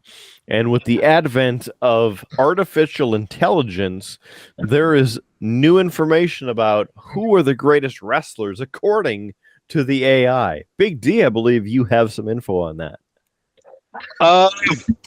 Not really. Oh, it was Howard. You lying rug. Lying? I don't know how I was lying, but you're on the floor. You're a rug. Yeah. So, with everybody trying to use ChatGPT, Howard hasn't talked for a while, so let the brain warm back up again here. Everybody's testing different things with it, and so somebody asked it, who are the top 10 current wrestlers? And I have what ChatGPT put for that. So at number 10, I was going to say, I'm going to read through this and we'll see how well you guys agree with this take. So now, Kidder. Oh, at number 10 on the greatest wrestlers according to ChatGPT countdown. And again, I want to emphasize current wrestlers. So keep that in mind. It's still going to say the punch. I'm going to guess the Undertaker's on that list somewhere. Because we'll see. We'll see. Number 10 is Edge. He's current. Should be ranked higher, but okay. Number 9 is John Moxley. Yeah, behind that. Number 8, Bobby Lashley.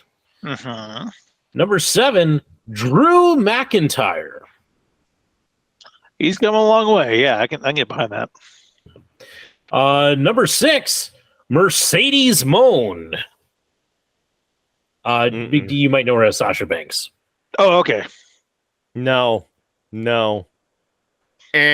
Wrong. Number 5, Charlotte Flair. Probably should be higher, but yeah. Mm-hmm. Woo!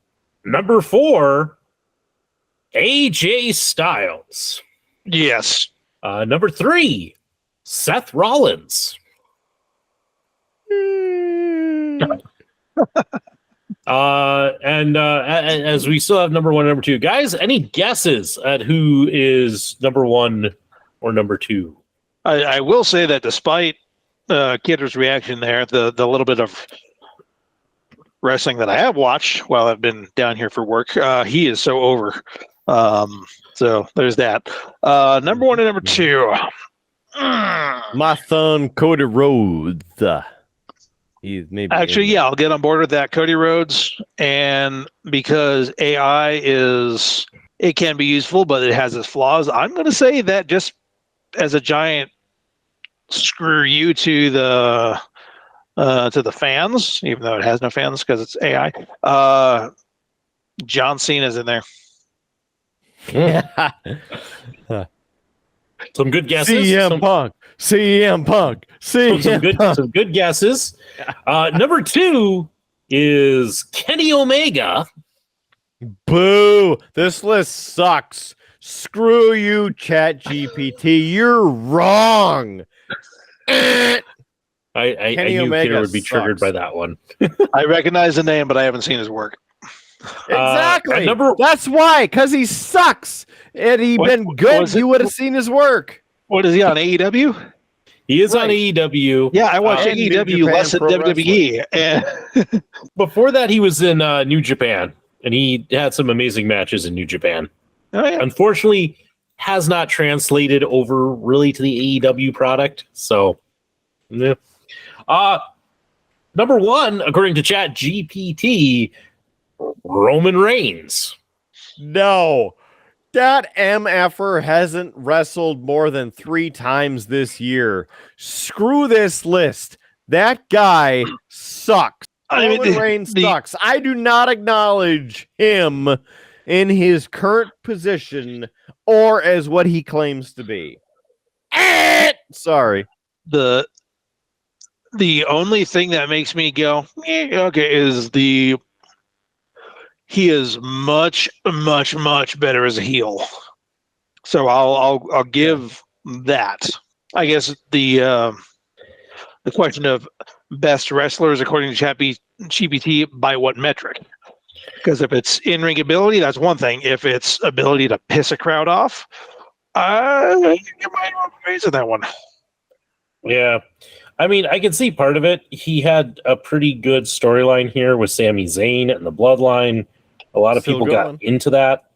A lot of people credit that with, WWE's resurgence kind of as of late. I can see that and kind of get behind that point. Yeah. But you guys named some other people who are, just as deserving to be on that list. Cody Rhodes, Sami Zayn would be another one. Finn Balor. Balor would be another great example, although I don't think he's ever gotten quite the shot he should have gotten in WWE. So he's gotten. I mean, the little bit that I've seen over the past couple of weeks, I love the Judgment Day. They have gotten better. It was a little stupid at first, Big D. If you didn't get to see their founding.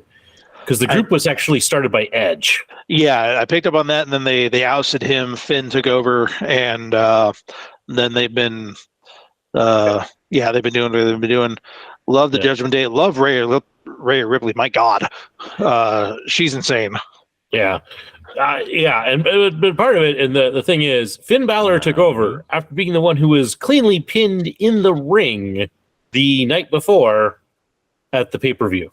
Did not know about that. Yeah. So Balor takes the pin. They I forget even who they were up against. It was such. And then the next night, Judgment Day comes out and they cut this promo of, we know what our weakness is, and it's you, Edge, and they kick Edge out of the group and attack him. So, it's like it had a terrible start.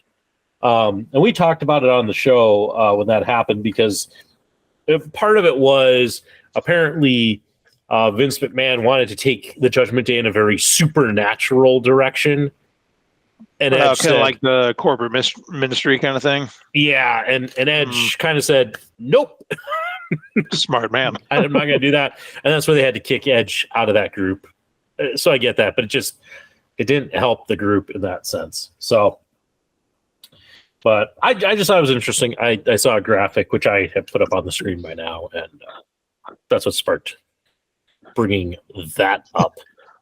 So, but hey, speaking of wrestling, speaking of fighting, guys, I don't know if you've seen this news, but there is a battle brewing between Taco Bell and Taco John's over Taco Tuesday.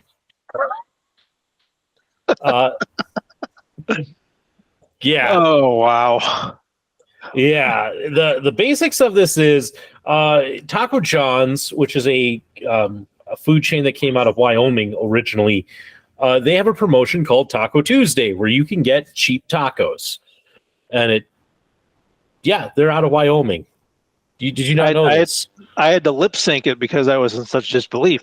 I legitimately did not know that. I was today years old when I found that out. Yeah, they're originally out of Wyoming. So who says nothing good ever came from Wyoming? Anyway, they've had this promotion for a long time, and they trademarked Taco Tuesday. Well, Taco Bell has filed a petition into the court system saying that Taco Tuesday is such a universal term that it should not be trademarked and it should be free to the masses to use. So Taco Bell is coming after Taco Tuesday because Taco John's has not apparently enforced its trademark, which is how you end up with other things like this, like the Xerox machine for a copier or Kleenex or Band-Aids. Those were brands that, even though they had a trademark and a name, they became so synonymous they didn't go after people, and now it's every facial tissue is a Kleenex. They're trying to treat it as public domain. Yeah. So I haven't dove too deeply into that. This just happened. It'll be interesting to see if I get any more updates on this. I'll share them on the show. But I saw that news story and I was like, who knew Taco Tuesday was so controversial? I will share as just a other kind of side story to that. Junior actually loves the idea of Taco Tuesday. He does not like eating tacos.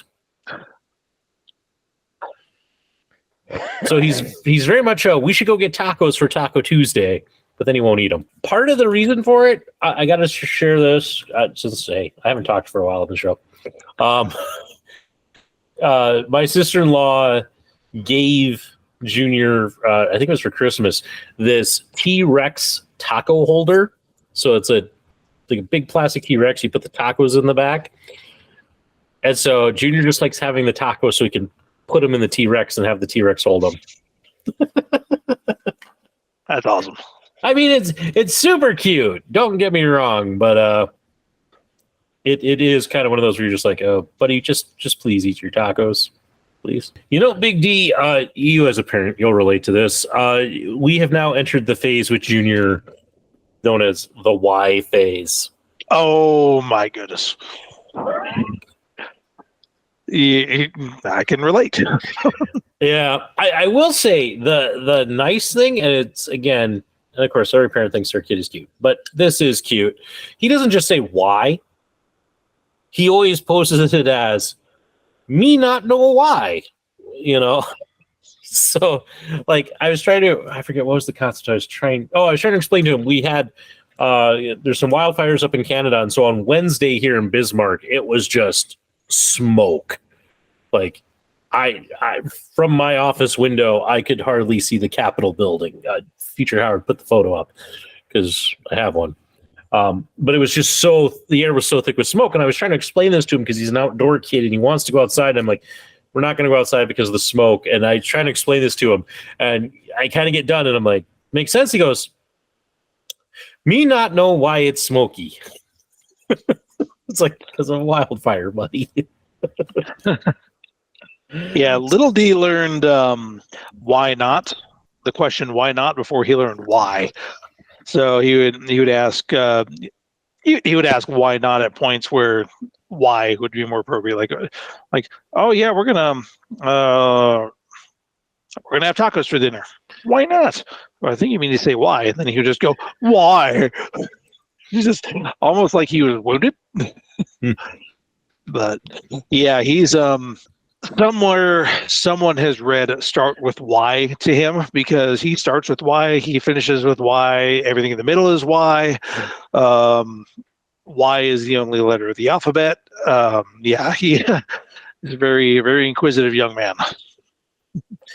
Yeah, we'll get through it. You know, I joke. It hasn't gotten bad. It's just kind of one of those like, we have entered the Y phase.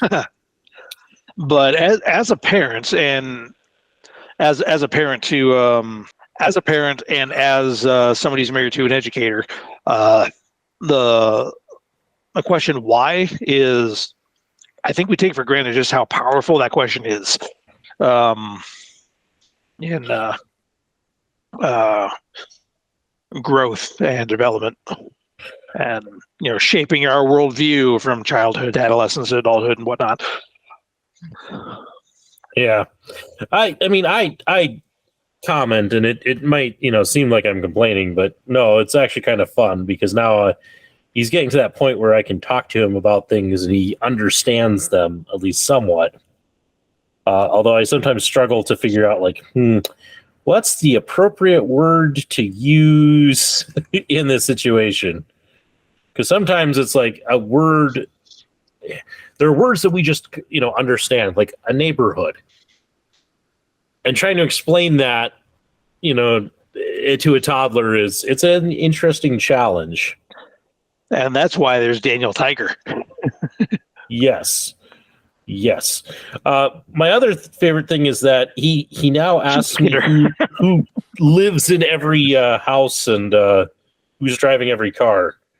So, like, if we see it, especially a green car, he's like, me see green car. Yeah, I see it too, buddy. Who driving car? Or actually, he says, who's in there? I don't know, buddy. I don't know everybody in Bismarck, Me not know why. It's like, some people would think that I know everybody in Bismarck, but that is also false. It seems like that sometimes when we go out in public, but that is still false. Yeah. But it's like the weather's been nice, so we've been walking through our neighborhood and he'll see a house, and it's me not know who lived there. I'm like, I don't know who lives there either, buddy. I don't know either. Mom, no? Buddy, mom doesn't know. It is also part of the reason why my wife will not read him Star Wars. Because he will, every time like there's a ship on the page, he will point out and go, me not know who in there. And he wants to know. And you could say like, oh, Princess Leia's on there. And who else? Well, C-3PO. And who else? R2-D2. And who else? Really, those are the only important characters on that ship. And who else? Some rebels. And who else? Okay, buddy. Nobody else matters. Let's move on. No, the song is Nothing Else Matters, and of course by Metallica, so you need to start working on that. Because it helps. Nothing else matters. Anyway, Kidder, I see you put new music on the run sheet. Yes, and you're going to love it. No, I'm not. You want to bet? Try me. Saul. Okay, since I know jack squat about modern music, I'm going to excuse myself for just one moment, and I will be right back. The Big D Business Center is in full use. Yes, it is. All right. There. Saul has a brand new album. It's coming out soon. In fact, they are heading out on tour, Howard. No, they're not coming to see us. In fact, the closest they will be to us through July is Ohio. No, Michigan would be closer. Michigan! But they're on tour starting July 1st with Memphis May Fire, Norma Jean, Secrets, and then the band Saul. So yes, they have a new song. It is out now. It's called A Million Miles. Brand new album is called This Is It, The End of Everything. It is released July 28th. Howard, I know you're going to pre-order it tonight. You can visit their website to pre-order the album as in a CD or LP, and they have exclusive album merch at sol.link.to/this is the end of everything. And then I mentioned their tour between July 1st and July 14th and out on the road. So there you go. Brand new music from Saul. Happy to support those awesome guys as we rise as equals. Zach and Blake Bedsole. They're heading out on the road. Heading out to the highway, as it were, Howard. Very excited for those guys. New music played on non-terrestrial radio and some terrestrial radio. Howard, have you been able to catch the Killer Kidder show? I'm not gonna lie, not so much this week. Just because I was at the whole conference and such. But neither have I. Don't feel bad. You know, tuned in a little bit. Yeah. I thought you'd laugh at that one. Neither. I haven't caught my show either. I'm chuckling on the inside, man. Okay. You're also dying on the inside. I can feel it. No, I'm really focused. I'm really close to finishing this model, so I'm just kind of like in the zone because, nice to have this model done. Actually, I have a second one that I finished too while you guys were talking Trek. So probably matte coat those here in a bit. So, okay. But man, Kidder, I mean, we've been talking for quite a while, and I really should end this. But I kind of hate to end it when he's gone. It just seems rude. Yeah, it's like getting up in the middle of the show. Yeah, but I mean, I do need to go to bed because busy day tomorrow. I need to mow my lawn. So I mowed my lawn earlier this week.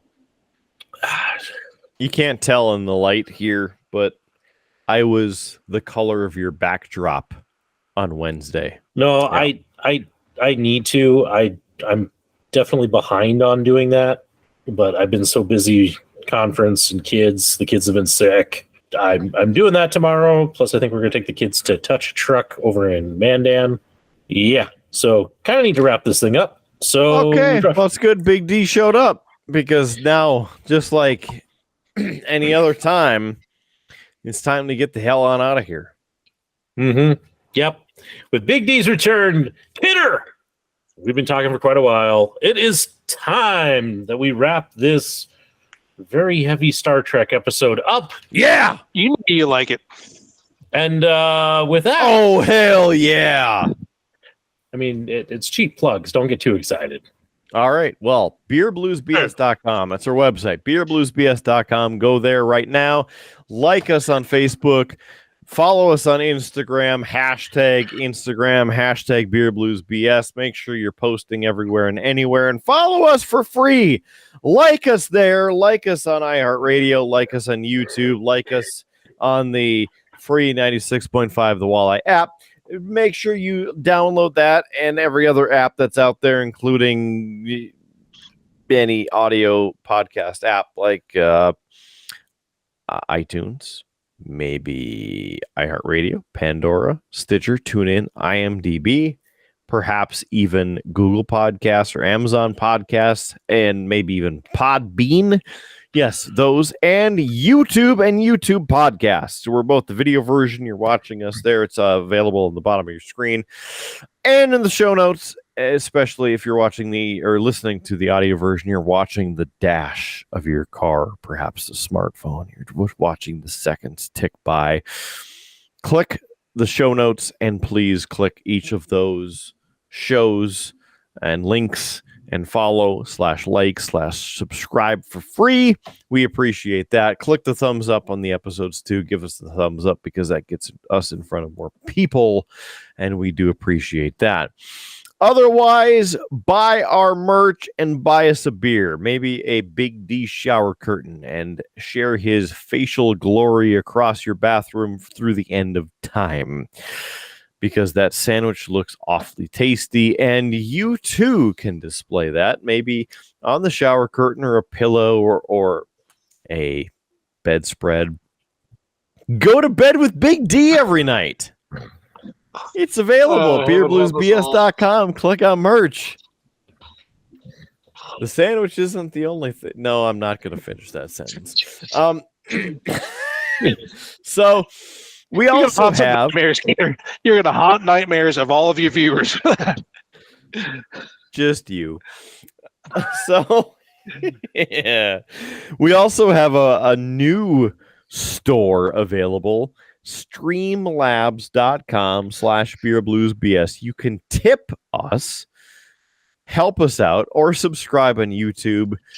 But through the Streamlabs portal, there's t-shirts on there, sweatshirts, different things, and you can buy us a beer through there. You can also buy us a beer at beerbluesbs.com, and we'd appreciate if you helped us help you, because paying for this show to keep us on the air is really the best thing in the universe. Like us, follow us, subscribe for free. Everything is for free unless you want to donate to us to help us continue the show, to get in front of more people. And sharing is caring. Don't forget that, because you need ass, gas, or grass to keep this thing going. And we really would appreciate if you would help us. All right. Howard is still painting and getting high off the paint fumes, so we should probably stop before he decides to go to Subway at 2:00 in the morning for 2-foot-long sandwiches. Big D, thanks for joining us for this episode. Will we see you next week? No, unfortunately. I will be riding around. I will be riding around at 30,000 feet. Well, there's like free Wi-Fi for you people, so you can join us. And we cannot do voice calls. That's on like every FAA announcement now. Yep, sorry. Hey, 3 weeks in a row. Look like you're talking to yourself. You're not on a voice call. You're just talking to yourself. Oh, geez.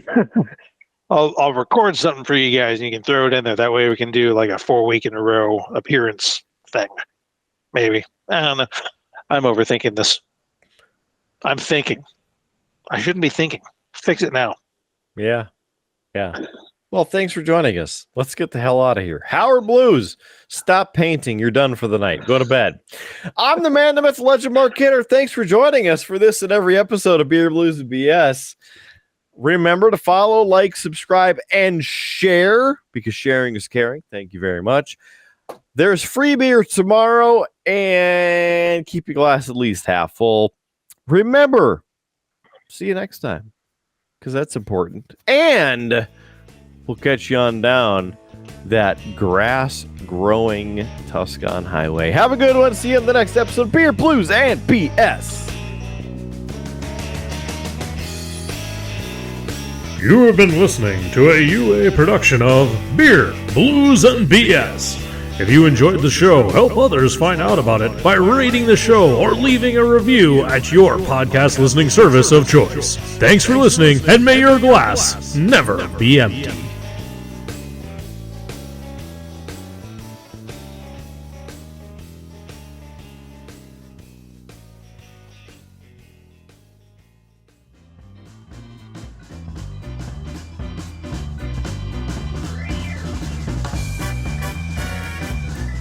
UA Productions presents A Glimpse Behind the Curtain.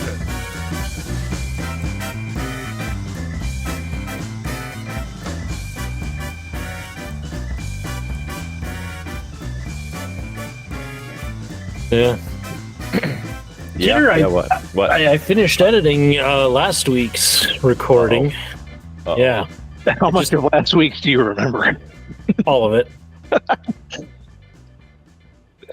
I have a pretty good memory because I don't tend to drink to like blackout. So Yeah.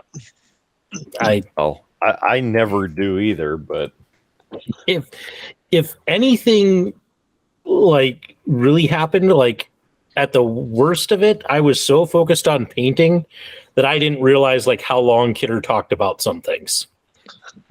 Because like when I got to editing and we get to the tornado section and it just goes on and on and on and on, I'm like, I do not remember it being that long. Like listening to it, I'm like, I remember hearing all of it. I just didn't like. It wasn't that long in my brain. So part of it is I was stalling for Big D to come back, and that's how long it took him to come back because I wanted his input. Oh, don't worry. I figured that out, and boy, did I have fun with that.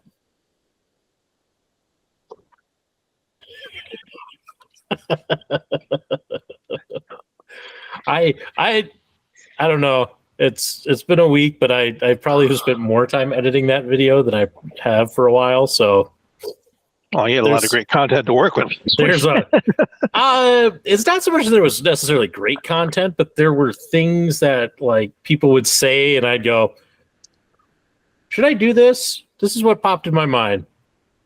Yeah, I'm going to do this, and so like graphics and stuff. Yeah. What the hell did you do? You'll have to tune in next week. That's all. I will when I. It was good. There's some good stuff. I didn't end up cutting too much. There were enough kind of long pauses and such. So the episode comes out at it comes out at about 2 hours and 12 minutes. Not too shabby. No, especially because time-wise, I started trying to reel you guys in to end it at like hour 46. I think is the first time I tried to end the show. And it took that long to shut us all up.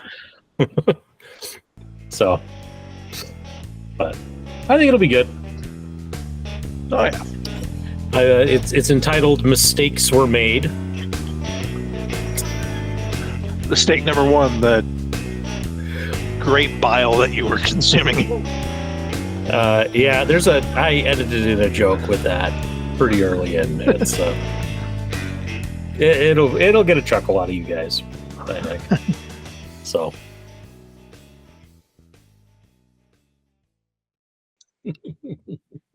He's so special. Oh, so special. Enjoy his drink. What? You see how far I was going to go with that? A little bit.